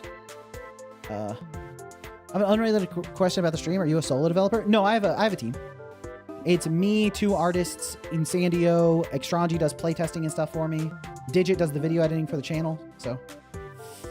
So this is going to be plus 60. So that could take you to 97. And then this is plus 8, right? So if we take you to 97, and then get some cash, and then boom, 100 out of 100. Okay. And your malt is 10.4. Your malt is 42. And your malt is 20. Your malt over here is 13.5. Not bad, not bad. But dude, the kingdom, bro. The kingdom over here. 42 malt with a 200 base. Holy smokes. And then I think basically everyone has a... Oh, you don't. Okay. So... a strike? Okay, I could level up. What do I get if I level up? I could start upgrading my one-man band stuff. I can start getting speakers. No. We reroll. Clown car. Okay, I want to finish this guy. I don't know if does the one-man band apply. It says malt to active strikers in a continuous chain in the direction of the speaker. So I think it has to be a chain of strikers. I think if I just put the speaker off to the side, it doesn't work the way I want it to. You know what I mean? I do have this clown car. But no. We reroll. We got the double scoop, plus 20. We got a single scoop, plus 8. We got a clown for right here.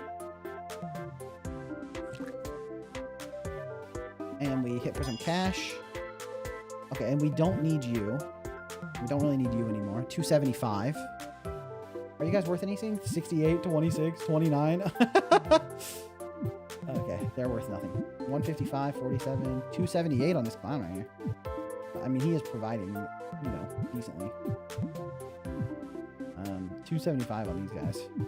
So I could level up soon if I want to. I should lock this and reroll. Oh, we're juggling. Okay, I could... This guy's getting 2 buffs from clown cars. This guy's getting 2 buffs from clown cars and could get more. But this guy's affecting more units. This guy's next to 3 dudes and getting double clown. So we definitely buffed that guy. Took me a second to see it. Okay, now we buff this. Okay, now you are all maxed. So these are actually doing nothing. So they're worth 578. Leveling up could be good here. And I do need to get rid of these 2. What are you giving me usually? 969? You're giving me 1500. You're only giving me 360. I guess you're only next to this one clown and this one clown car. You are at 2500, 8500, 1500, 390. Okay, so you're not worth that much either. Oh, perfect. Okay, get rid of these. Now we got the club hammer and maracas for the one-man bands. Okay. We got the clown car, the maracas. Let's hit. Now we can clown car right here. Boom. And then we get another clown right here. Okay, we don't actually even need the ice cream. I mean, we can buy it. It's only 4,000. It's a 1.75. Okay, so my guy that's getting huge malt right now, you're getting an upgrade. Oh. Yeah, do I just... 4,000 is probably worth it, right? Yeah. Especially because re-rolling is so expensive. 10 to the minimum score. You right now are 14.9 malts. You are 20 malts. Sure. Alright, let's re-roll. Got another striker. I could inherit here. That's next to 2 clown cars. I mean, putting a guy here is actually huge, right? And then we just start stuffing him with corn dogs because we get like the quadruple doggers, right? It's like 1 to 2, but you know, quadruple dog, now it's 17. Quadruple ice cream, now it's 16 to 17, you know? It's like, yeah, he started at super low, but he's in such a great malt spot that might as well just stuff him with dogs, you know? Like, okay. Okay. Yeah, this spot is too real. And then we get another clown for right here. We're cooking. Okay, I need to average 2,000, and I'm at 18,000. I think I might fall behind schedule because I feel like a little bit like I'm falling behind schedule. This is 3,500, so let's just buy it and then go to the next one. Yeah, look at this. And he's full. Okay, we've bought so many corn dogs. We bought so many corn dogs that like we can easily stack it up. Oh my gosh, the sextuple scoop, bro. Boom, boom, hit. We got the rubber mallet, which isn't even the best upgrade, but it's not that bad. You know what we could do is put a clown car here, which buffs that clown, and then also will let us put another clown above it for buffing the other guy. And then we can put a clown car above that as well. Yeah. All right, we're doing great. Oh yeah, and then we just give this guy this. Boom, 100. Well, actually, we should probably be feeding this guy. He's a 30 molt. You're only an 8 molt. So yeah. Forgot to focus on our main dudes. Okay, this is a 1.5 molt. Oh, his hammer broke. Give it to him. And let's keep buffing him. Some cash. A plus 20. Buff this guy. Okay. Dairy Queen, I assume. Okay. Don't really want... we can take a plus 5. It's fine. Not that expensive. Ooh, plus 20. Give it to you. And then this is a plus 2. It's not... Plus 2 is actually not worth it at the price. Hit for some cash. Reroll. There we go. Plus 25. We obviously give that to this guy. His mult's not great, right? 14.9. I mean, it's not bad. 30. 12.5. You're at a 54.8. We need more juggling balls, dude. We gotta hit juggling balls. Plus 2 is actually still not worth it. We can put another builder. Well, okay, this is plus 10, so we can finish you. Another ball, let's go.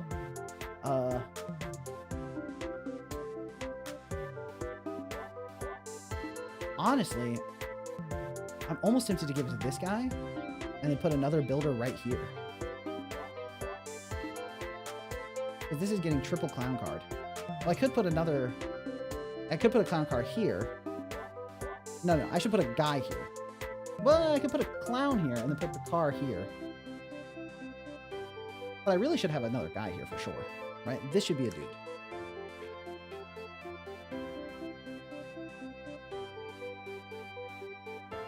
Right. If you think about it, we should definitely stack the dudes around the people that we're giving the insane clown buffs to. 370, 2.5. This guy's at 2.5 as well. This guy's missing a clown car. I feel like this guy needs another clown car next to him. This is only 14.9 mult. I feel like putting a clown car here might be better. We also have these clowns over here that are like really just not applying buff to anything. We have these card sharks doing nothing. Oh, that's funny. Okay, we could do builder. But do we want to do another clown here and then another car here?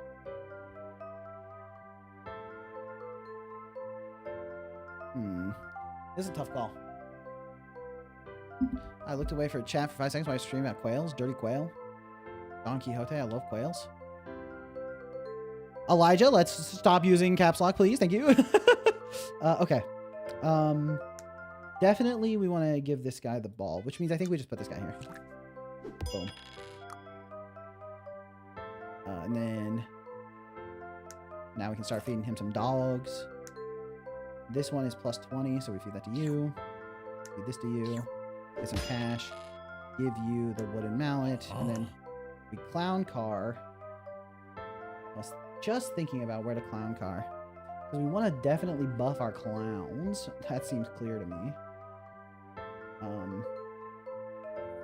We could put it like here. Put it here. This is actually a pretty good spot.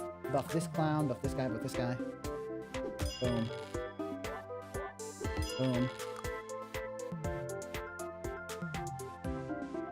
Okay.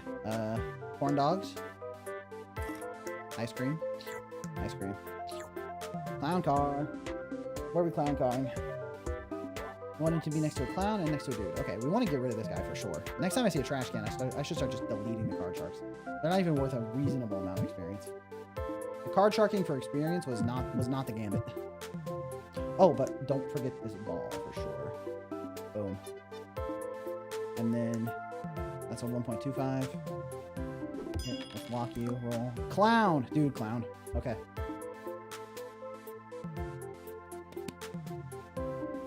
We want to put a clown car like here. Or we put the clown here. And we can start clown carring around it. Yes. Clown here. Car here. Boom. Money. Thank you. And then this is plus 25 to a max. So just give that to you. Max that guy out. We got another homie. So this guy is giving a huge buff as well. So I think it's time to put the builder here and we start feeding him garbage. Like this garbage. And this garbage. And this garbage. Alright, this clown car is nice because we can put it here. Oh, no, wait. We need the clown car next to the clown. Hold on. We got so many clowns, so many clown cars. Where do we want this clown car? We want it next to a builder and a clown. Are there any spots with builders and clowns? Oh, yeah, right here. Boom. I need to keep an eye out for... Ooh, nice. This is 1.75. Some of my guys have their hammers broken. This guy. And then feed you this. Feed you this. Get some money. Feed you this. How many hits do I have? Plenty. Another clown car. Another wooden mallet. We can give this out as well. And feed you this thingy. Feed you this thing. We should also be feeding this guy. Because this guy's surrounded by clowns and clown cars. This guy's molt is 27. It's not bad. Okay. And we want that clown car, right? We want that clown car in place. Okay, trash can. Get rid of this stupid card shark. Okay. So now we could clown car here. It'll hit him and it'll hit the clown next to him, which is good. So yeah, let's do this. Hit for cash. Alright, not bad, not bad. Hit for cash. Pretty good. Do we want plus 10 to the minimum score? Plus 10 to minimum. Okay, this is plus 2. Plus 10 to minimum, we'll feed that to you. I could also give it to you. Okay, this will fix you up. Nice. This is plus 15, so that finishes you as well. Nice. Okay, and we got a clown. Where do we clown at? This guy is surrounded by clowns and clown cars. This guy is surrounded by clowns and clown cars. He is mostly surrounded by clowns and clown cars. Same with him. You are... Okay, so we just want to put you here. So we can start clown carring around you as well. Boom. And then we want to put another builder. Oh, I see, though. So this is going to finish off this, which means we can put a builder here, but it actually might be more beneficial to start thinking about this area up here. Because we have area to build out this direction. I should have thought about that a little bit more, but it's fine. A little malt over there won't hurt nobody. We should put the builder up here next to one of, like this guy is a super buffed clown, actually. And this guy's pretty buffed, too. We want you surrounded by these two clowns, and then a clown car here, maybe. And this raises the minimum score by 10. So let's feed that to you. Get some cash. There you go. Alright, we can raise maximum The only person who needs a maximum is the new guy. Who needs a wooden mallet? You do. Oh, you also need it. Okay. Keep feeding you. Oh, I meant to reroll the shop. Okay, keep feeding you. We have a plus 25. Plus 25, and we have a plus 20. Okay, let's finish you off with the plus 20. And then, oh, we got another clown, actually. I should probably not worry too much about these spots. Because I can completely surround this guy. And then surrounding this guy also gives me more room to work with, so. I feel like Northern Lion would enjoy this game too. True! Kind of in Northern Lion's wheelhouse. And we got another builder as well. Feed you that. Another clown. Oh, the 1.75 mult also. I give it to you? Because you don't have one? Give her cash. We have a clown and a builder. We should really be using them. We have this card shark's in the way for sure. But if we put a clown card here and a clown card here, then a clown here makes sense. We could also, if we want to put a clown card here, we could put the clown here and clown card here. Or if we want a clown card here, so we put the clown here. There. Yep. Nice. Maximum score you. Minimum score. We got a plus 25 to the minimum. So that's for you for sure. And we got a plus 10 to the minimum. Keep slowly feeding this guy. Get some cash. We got the 1.75 mallet. We can give that over to this fella. Reroll. Some cash. We got a plus 5 to the max, but we also have a plus 15 to the minimum. 15 to minimum, we give that to you. Alright, you're pretty close to finished. And we have another 1.75 multiplier. Give that to you. Need to keep an eye out for the trash cans, because I've just been rolling past the trash cans. Okay, I need to give you a new mallet as well. And this is max. Okay, max you up. Keep maxing. And this is plus 15, so finish you off over here. We got another clown. I repeat, we got another clown. Clown costs $30,000. Expensive clown. Okay, so I have a clown here and a clown here. So I clearly want to put a clown car here. And I clearly want to put... If I put a clown car here, and I put a clown car here, where do I want this clown? I actually think I might start... If I put a clown here, I can car around it. So I can put the builder right here and start carring around it, which I think is good. Trash can. Get rid of these useless card sharks. Okay. You are to the maximum score. Everyone else is already maximumed, so you go here. This is plus 2, so it's not that big of a deal. Someone needs a 1.5, you do. Go for cash. 10 strikes left, that's fine. Perfect, perfect. Okay. Well, I don't need the corn dogs, actually. But this is good. Plus 25. Boom. Huge for me. Alright, get some cash. 125. Okay. 100, 100. These are all max, so you're the only one who needs ice cream, and then I could also go for another builder. Nice, perfect. I'm going to put you here. Because we have a pretty good assortment over there. Oh, we got another clown. Okay, the clowns are getting a little bit harder to place.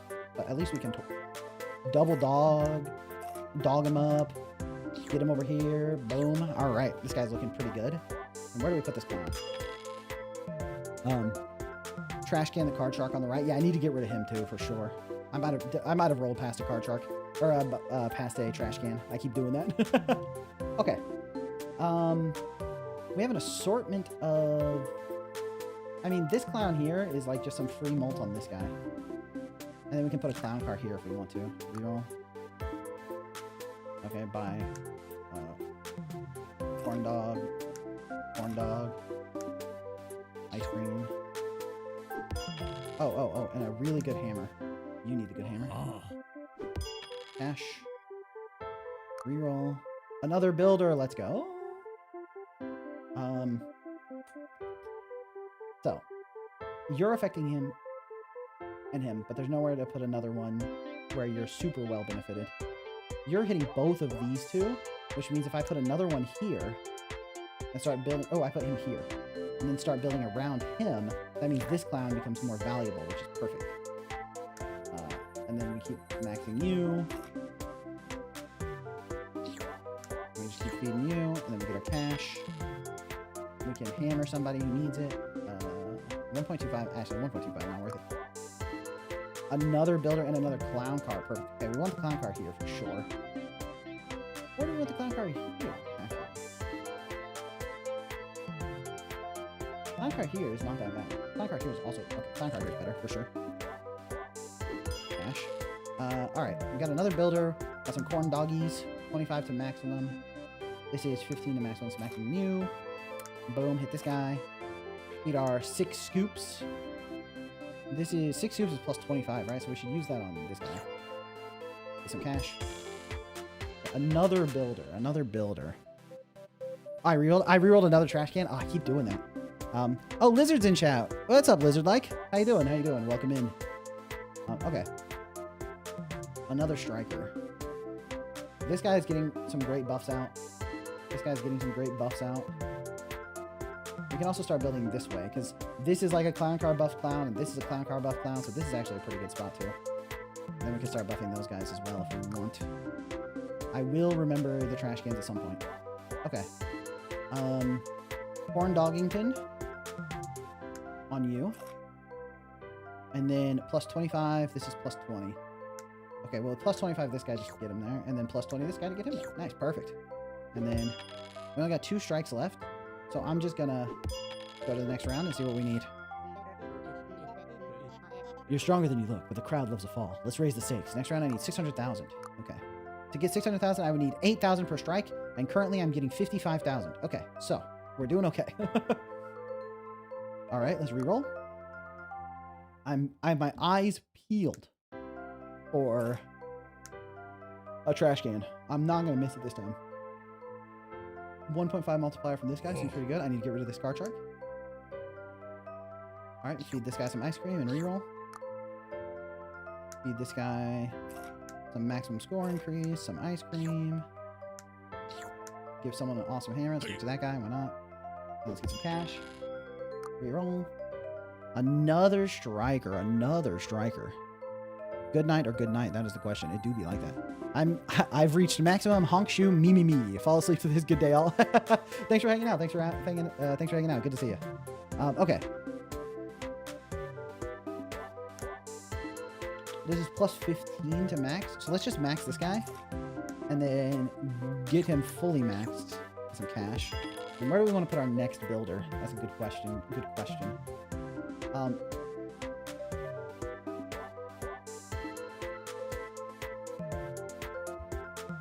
This one clown is next to so many clown cars. This clown... I'm looking for a good clown to play something next to. Dude, also rolling the balls, like rolling the juggling thing in the shop is so hard. Crazy. All of it. Ah, I see. Okay.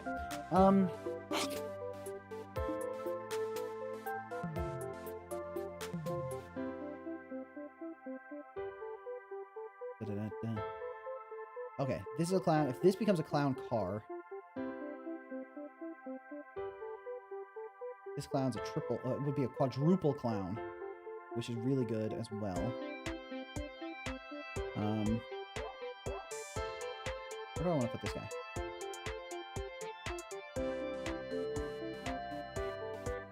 We got plenty of clowns. I need a home. This guy's... I kind of want to put a clown car here, actually. So this guy's getting triple card. This guy's getting triple card.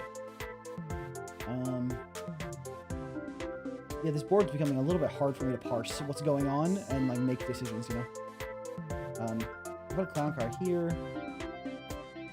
Then this guy is a great clown. If I put another clown car here, let's just put the builder like here and not worry about it. Okay. These are both plus 25, so let's finish you. Roll for cash. We got a trash can. I can get rid of this guy. Finally. Our sharks be gone.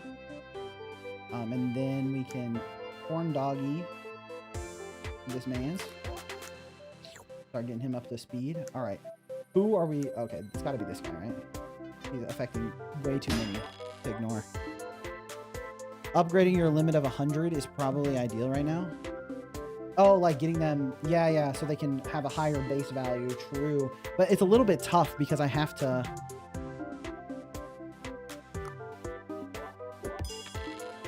require some significant reworking to do that. Oh, right. I see the vision. Because if I simply keep upgrading him. Another builder. I'm gonna skip the builder for now. I might regret that. Okay, the mime. Okay. So what I need to do is pick someone who's gonna have some sick buffs. So this clown is getting ×4. So this guy has got a really insane buff, but he's only affecting him. This clown is only getting 2 clown cars, so it's not him. What clown is getting a lot of... This guy's getting triple clown car, and he's affecting 2 dudes. And there's triple clown here, and I can clown car around them. Okay, so this guy is getting a lot of great buffs. This guy's also getting a lot of great buffs. Okay, so let's mime here. And then we start juicing him to the maximum. Get some cash. Just keep juicing this guy. Reroll. He's only 1.25. Not even really that worth it. Okay, the mime is in play. Reroll. Oh, I meant reroll. Okay, we have another mime, so we can buff this guy too. Put a mime here as well. Then we buff you. Then we... This is 20 to maximum. Okay. Let's save this. Reroll. Not the best save. Okay. Then also, we'll probably want to buff. Who's another guy available? Okay, this guy is actually getting quite a lot of malt. 30. So let's also buff him. Get cash. Okay, we just need corn dogs. Not the greatest corn dog roll, but we can add 5 here. We need more corn dogs. We have a wooden mallet. We can give that to somebody. You take it. Cash. Reroll. Alright, corn dogs. Perfect. Let's finish him. Plus 10. Get some cash. Then we want to corn dog this guy. Start maxing him out. Reroll. Get some cash. Corn dog this fool. Corn dog this guy. And then we upgrade him to the maximum. And then we trash can this mime because he's no longer necessary. Oh, you have to have them for a certain amount of time before you can trash them? Okay. Perfect. Okay. Now this guy is buffed thanks to the mime, and he's no longer on the board, which is huge. Okay. Now we put him... Continue upgrading him. Do we save the trash can? No, because we need to reroll the good buffs. We can always just hope for a trash can later. Okay, this is only 1.25, right? We can ignore the rubber mallets. Reroll. Perfect. Okay. This guy is huge, dude. Reroll. Finish him off. Perfect. Now we can trash this mime whenever we want, and we can start upgrading this guy. I can get 1,000 XP for getting rid of him. Mime stack. Mime stack. Mime stack. Oh, I see. I see what you have told me now. Mime stack. Oh, this is unfortunate. This is interesting information for me. Well, I've just recently learned that mime stack.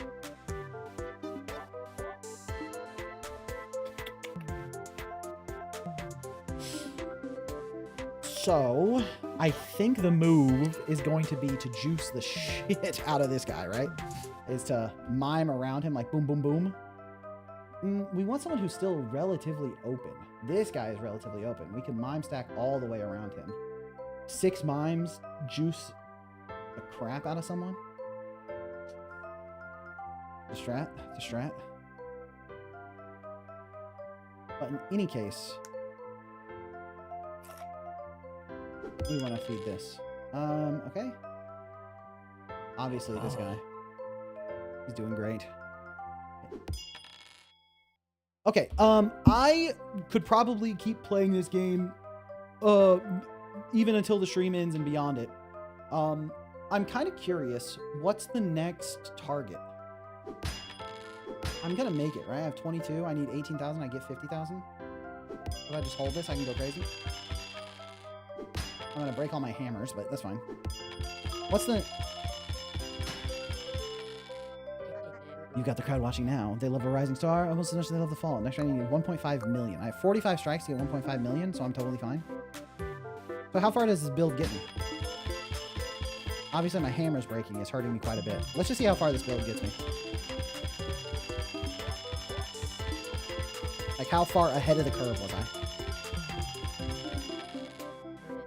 Quality bonking. I need 3.5 million. Okay, I'm fine, I think.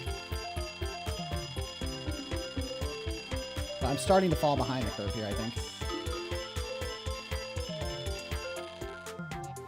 I need 7 million tokens. I get 40 strikes. So I need to average 60,000, and I'm not doing that. So now I need my hammers.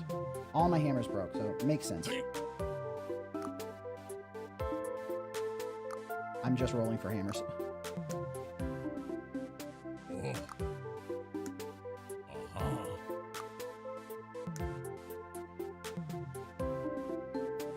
I can continue filling around those guys too. Rubber mallet, not really ideal. And put another juggler somewhere. Someone who's hitting a lot. You. There are 2 ways to play this. Just beat the target or min-max the crap out of it. Yeah.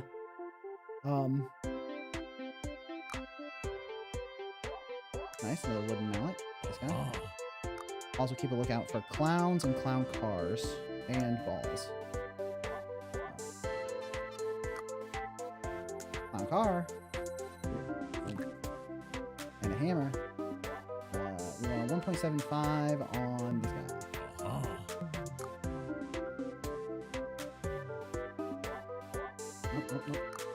Nope. No balls, no clowns, no clown cars. A clown? Sure. We got clown cars to spare. Put you here. We should put the clown car over there. Alright. Nothing here. Got a hammer. 1.75 on this fool. Reroll. Wooden mallet on this guy, because he's next to him. Oh, I should make sure they're all properly done. How much did that give me? That got me 76,000. So I'm still not even close, really. And I can hardly afford anything anymore. 500,000 for a clown car. Holy moly.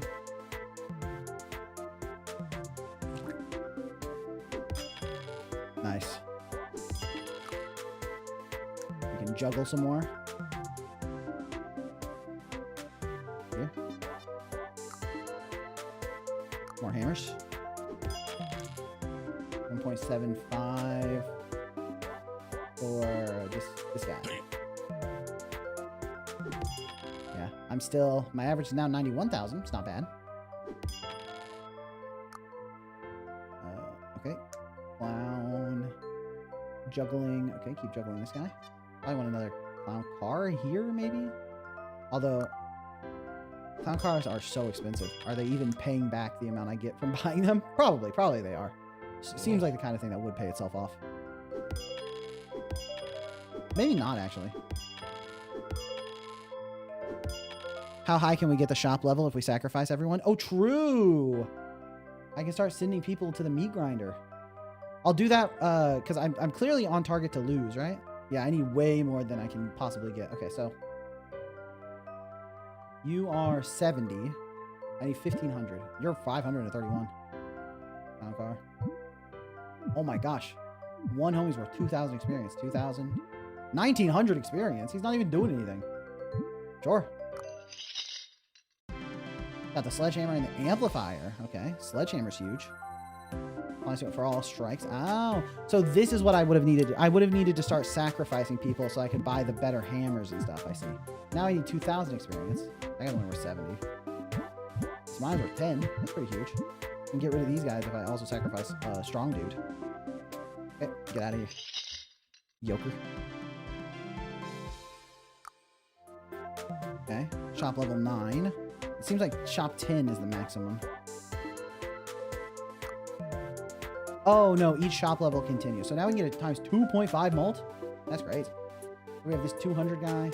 But yeah, I think having him next to these two made sense early game, but no longer really makes sense. That's a great hammer though. Like, who's our highest mult dude? 66? 125? 122? 54? 104? 38? 23? 73? Yeah, so we give it to, like, this guy. Now his multiplier, still 125. Nice. Add an extra directional speaker to the one. Oh, that's the speaker. What's the amplifier do? Times 2 bonus mult applied to adjacent one-man bands. I see, but it blows up after 5 strikes. Huh. So now that I've sold everything, actually, because I added the new increased hammers, it didn't hurt me that much. All right, we're going down swinging. Oh, actually, I should level up like I said I would. Get rid of some of these guys. Some of these less useful dudes. 74. Is anyone not doing anything if I get rid of these?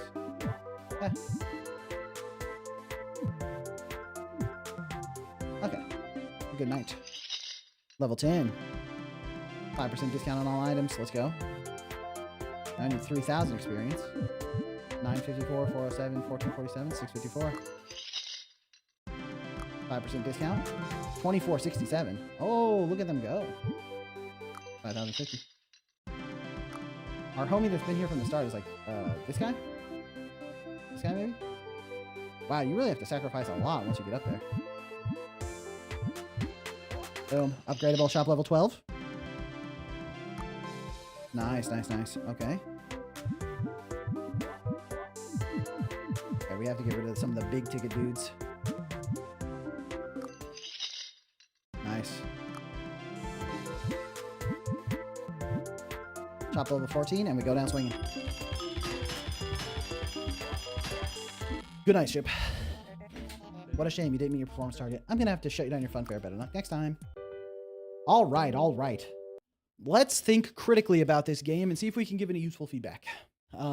So my first impression is that the game is really well designed. The loop is really strong.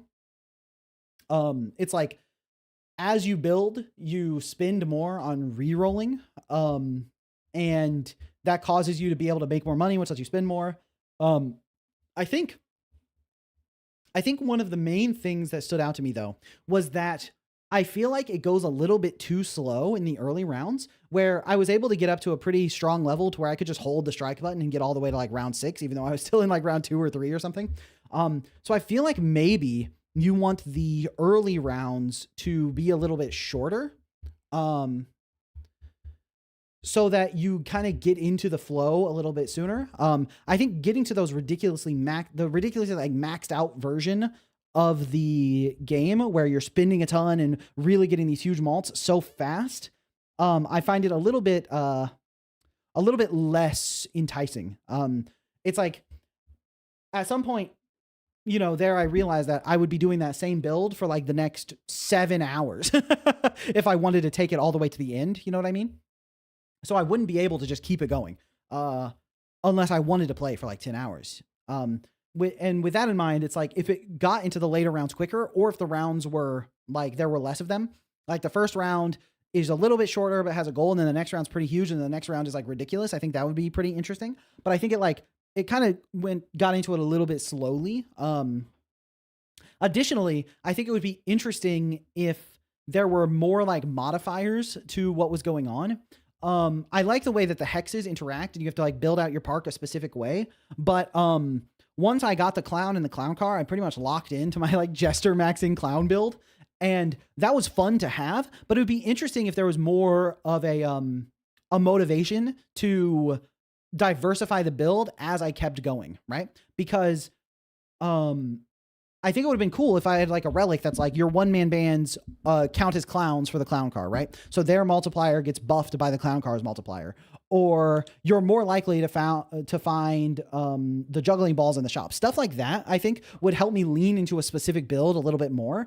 In addition to just like giving me more to think about, but also a little bit less to think about, because I think there was also a bit of a analysis paralysis happening sometimes where it's like I have so many options for where to put stuff that it takes me a while to like go around and look at everything and figure out where to put things. So I think having some like upgrades or relics or something that limited me in some ways would also be good. Yeah, fair. I've struggled to get the right balance and add more variety to builds. Yeah. It's like you have a good variety and like the build felt cool, but it felt like I was doing a lot of the same stuff over and over again. So I wonder if there's a way to like you add some more limitations on it. Like you take your clowns get increased range, but you can only have 5 of them or something. And then I'm trying to build around my 5 clowns that are stationed out. Or you can have like the circus tent that's like, you could, one thing that might work actually is you have tiles that are like build-arounds, right? Because right now every tile can be placed anywhere and they can like sort of like the build can balloon out. But if you had build-around tiles where it was like you get a circus tent and it takes up like either one slot, or you could have it take up, you know, like a bigger spot in the grid. And once it gets placed, it's stuck there and you don't get another one. And it's like clowns next to the circus tent in like can juggle more balls or something like that, you know?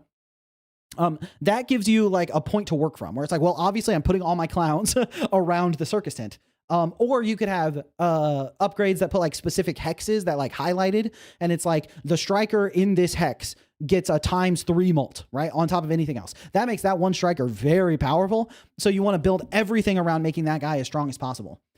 Additionally, I think the fact that there is only the one type of striker is not like necessarily a bad thing, but like, maybe there's something you could do there where you could unlock other strikers later with like your like relic choices or whatever. Where it's like strikers, you could have hungry strikers that just always count as hungry, or, you know, clown strikers that count as a clown, or you know, juggling strikers that you can give them balls to juggle that increases their strike or whatever. So like just more ways to use all the different tools you have at your disposal. And more things to specifically build around, because I think the thing that was keeping me in the analysis paralysis, like grindy version of building stuff out, like, yeah, the busy work version was because you basically have infinite options and you can really optimize the placement and figure out where to put everything. And I think it would be really cool if you implemented some build around concepts that give you an anchor to what to make your, strikers juggling hammers. Yeah. Something like that would be really fun, especially because you can build a lot of comedy into that. I think you already have the comedy in this game really, really good, where it's like you're feeding your strikers just a barrage of corn dogs, you know? I think that that's really interesting. You know, you could have competitive eaters as one of the tiles. I don't know if that's the best name for them, but it's like they get a small molt bonus every time you feed them anything. So when you get corn dogs, you can use them to improve your strikers, or you can use them to improve your eaters. You know, and then there's other performer types that I think that you can make the build really interesting, and more ways that the units interact with each other, because it's like once I have my clown and clown car, they interact together, but they don't really interact with the musicians. So it's like, it made me not really want to use the musicians, right? But if there was a relic that's like your musicians boost the performance of your clowns, like, you know, rhythm juggling or dance juggling or something, right? Where it's like your performers will also, or your musicians will also buff the mult on your clowns, like stuff like that, so that they all interact together and you can have like a more diverse build. I think something like that would be cool. Also, like condensing the rounds would make that kind of thing feel more impactful, because if the rounds are condensed, then you no longer need to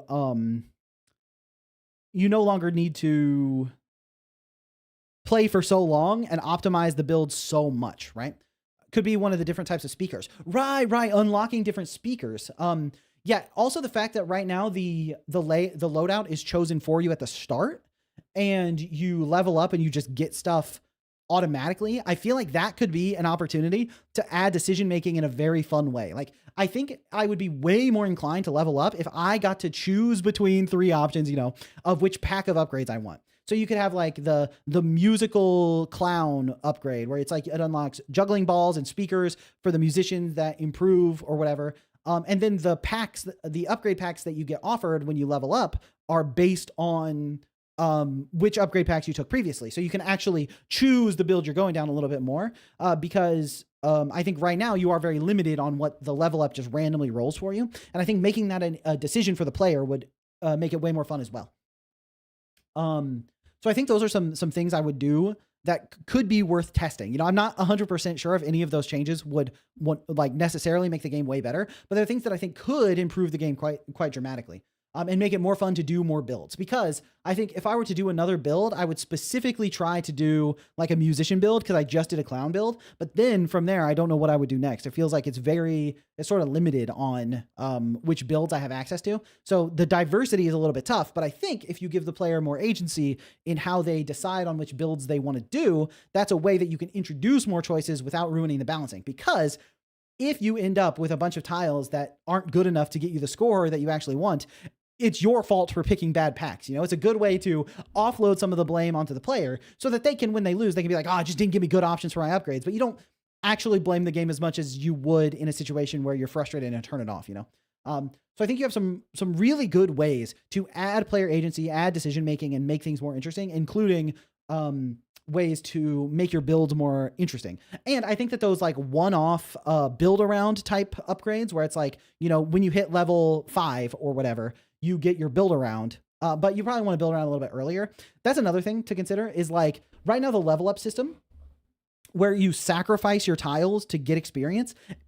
The game design of that is extremely clever. I heard somewhere that your players should be mad at themselves and not the game when they lose. You want the players to know that it's their own fault and have an outlet for blaming the game, is the way I like to think about it. If they feel like it's entirely their fault and there's no outlet for blame, they can get really frustrated or like really down on themselves and not want to keep playing because it makes them feel bad. And if it feels like it's entirely the game fault, not their own game fault, they're like, this game sucks, and they move on. But if it was mostly their own fault, but they have an outlet for their frustration that they're like, oh, they didn't give me the right rolls, then that's like the kind of frustration I think keeps me playing, at least. So, adding more player agency would make more sense. Yeah, I think that's a good way to do it. The other thing is like sacrificing your units to level up is very, very, I see the design. I can see the design document very clearly. I understand where that's coming from, where it's like, you want the player to have to hit the strike button to continue progressing. You don't want them just sitting in like turn 13 of round 1 doing all their decisions because they can just like spend money and level up and do stuff. You want them to have to press the strike button to continue progressing. And so the experience system means you need to press the strike button, because then you can sacrifice your units that have gotten experience so that you can level up, right? So it's a way to force people to press the strike button. And I think that makes perfect sense, but also it creates this like tension in the game that I'm not sure is currently being relieved well, where it's like, there's always the option to delete units, but there's like a fear of like, if I delete my units to level up, what if I've like cooked myself? And I found that tension, there was never a great way to resolve it. And the work that it would take for me as a player to figure out what's the optimal units to delete to get the experience I need is actually quite high, because I need to go to all the different units and figure out how much experience they have, because the experience you get from a tile is not obvious at a glance, right? The experience you get, you need to hover and remember how long they've been there and know how much like they've affected the match, and the shufflers need to actually hit their pulls enough. So there's a lot of stuff you need to know about the tile to figure out when you should sacrifice them, right? You need to get the experience to a specific level, which means you need to go and look at what all your tiles' experiences are. In addition, you also need to go look at how much your like strikers are producing and how much impact they're having and all that stuff. There's a way to show all experience at once. Oh, that helps tremendously. I must have missed that. But yeah, even then, being able to see all the experience at once, you have to see all the experience and see what each one's worth, and then do the mental calculation, like do all the calculus to figure out which ones are the best ones to get rid of and what, like, and you also can't just select one and ship it off. to put it in the experience bar because you have to do a group of 5 at once, and you have to do a group of 5 at once so that you can't just buy them and ship them off as soon as they stop being useful. It's like, and you have to keep them for a certain amount of time, so you can't just buy them, do a bunch of upgrades and sell them. So all that stuff, I can see it clearly in like the design document. Like it makes sense and it forces the player into a behavior pattern that is more fun. So I totally get where that's coming from. But I do think it creates a tension that right now is a little bit hard to resolve because it requires so much work to do the optional unit like sacrifices. So that's something I would think about is there another level up design solution that doesn't require sacrificing units the same way? Because I do think needing to adapt your current park to fit your new stuff is interesting. And it makes the trash can feel even more powerful because you don't need to sacrifice units to level up. But changing the level up system would require a ton of changes to the design because of the fact that right now it's being used in such a clever way to push the game forward in the right way. So that's a very difficult problem to solve. But I do think something that helps alleviate that tension would be really good because I think that tension is a little bit difficult. It's a little bit tough for the player because there's too much required to figure out what to sacrifice. But I think that being said, so I think there's a lot of player agency you can add. You can make more decisions, having some build arounds to increase build diversity, as well as pushing the pace a little bit by either shrinking the rounds or doing something that pushes the pace in the early game. I think that's all really, really stuff that could be interesting. And additionally, if you were to rework the leveling system or do something with that, you could tie that into the upgrades and the build arounds, right? So when you hit level 3, you get like a permanent attraction or something, or you get like a special striker, or you get a choice between them, right? So you can decide what kind of build you want to go. I think something like that could work, and then people could like push towards it. In addition to potentially being upgrades for winning certain rounds. And if you get upgrades for winning the rounds, that gives you incentive to push towards the end of a round quicker so that you get the upgrade so you can see what to build around, right? It might be a situation where right now, because the rounds don't really mean anything, so I'm just actually that's a pretty clever solution there. The rounds don't mean anything. They just get me to the next arbitrary goal, right? If the rounds ending gave me something, especially if they gave me something to build around, then I want to push progress towards the end of the round so that I can see what my reward is and start building around there. So that might be something you could do to help with the build diversity as well as pushing the pace, because people want to get to the round end so they can get the upgrade. And if they're strong enough to get there, they're like, yeah, I'm just gonna strike, get to my upgrade, see what it is, and start building around that. And then once I'm strong enough to beat this goal as well, I just want to push to the end so that I can get my next upgrade and start building around that. So that might be a way to push players into pressing the strike button and getting through the round without needing to tie it to experience. But that all being said, those are a bunch of ideas on how you could change things a little bit to make it even more addictive. But I think the baseline here is very fun. I think you did a great job with the aesthetics. The animations are super cute. The art style is super cute. The sound effects are super cute. The music started to get a little repetitive, but for the start of the game, it was really good. And that's probably just because I played it for so long, hyper locked in, you know? And all those things work together to create this experience that I think is really cool. And really satisfying. And then the building of the park and lining things out and putting my strikers in the right spot so that they get the right mult and lining up the clowns and getting all the clown cars, all of that stuff was extremely fun to do. So I think the baseline here of like a positional hex-based fair where you press a button to get points and it's based on how you've laid everything out, I think that's really cool and really compelling. And I think the way you use the hex grid for it is also really compelling because it's more about like how you put things next to each other. And I think that's really a really good baseline for what the game is and what you're building here. And I think if you can nail that balance of like the roguelike choices and stuff like that, you could have something really successful because you already have a game that's really fun to play, even with the current like things that I think could be improved. I hesitate to even call them like design issues or anything because I think that they are just things that could potentially be improved, and they might not even be improved. You know, it's entirely possible that you would make some of those changes and realize that they actually hurt the game for one reason or another. But I think that they could potentially make things more interesting, or at least increase the feeling of players going for that next build. Because I think that's another thing that like drives players to keep playing is I want to try a new build. And when you have more agency about the build you can choose, that gives you something to do, right? But because the packs are pre-generated or like procedurally generated, they're rolled 1 of 5. You kind of just have to hope that you get a pack that is interesting to you for the build you want to do next.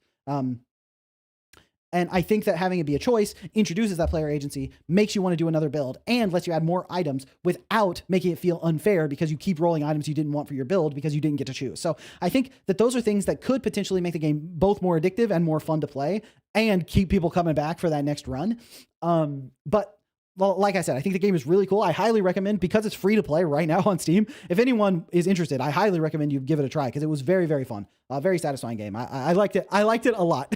And I think it's one of those games where I have more feedback and more ideas for how you can improve the player agency and make it more addictive and make people want to come back. I have more ideas about it because it has such a good base and so much cool stuff you can already do that it's clear to see, at least it's clear to see for me, like the ways that you could take this into a whole nother level.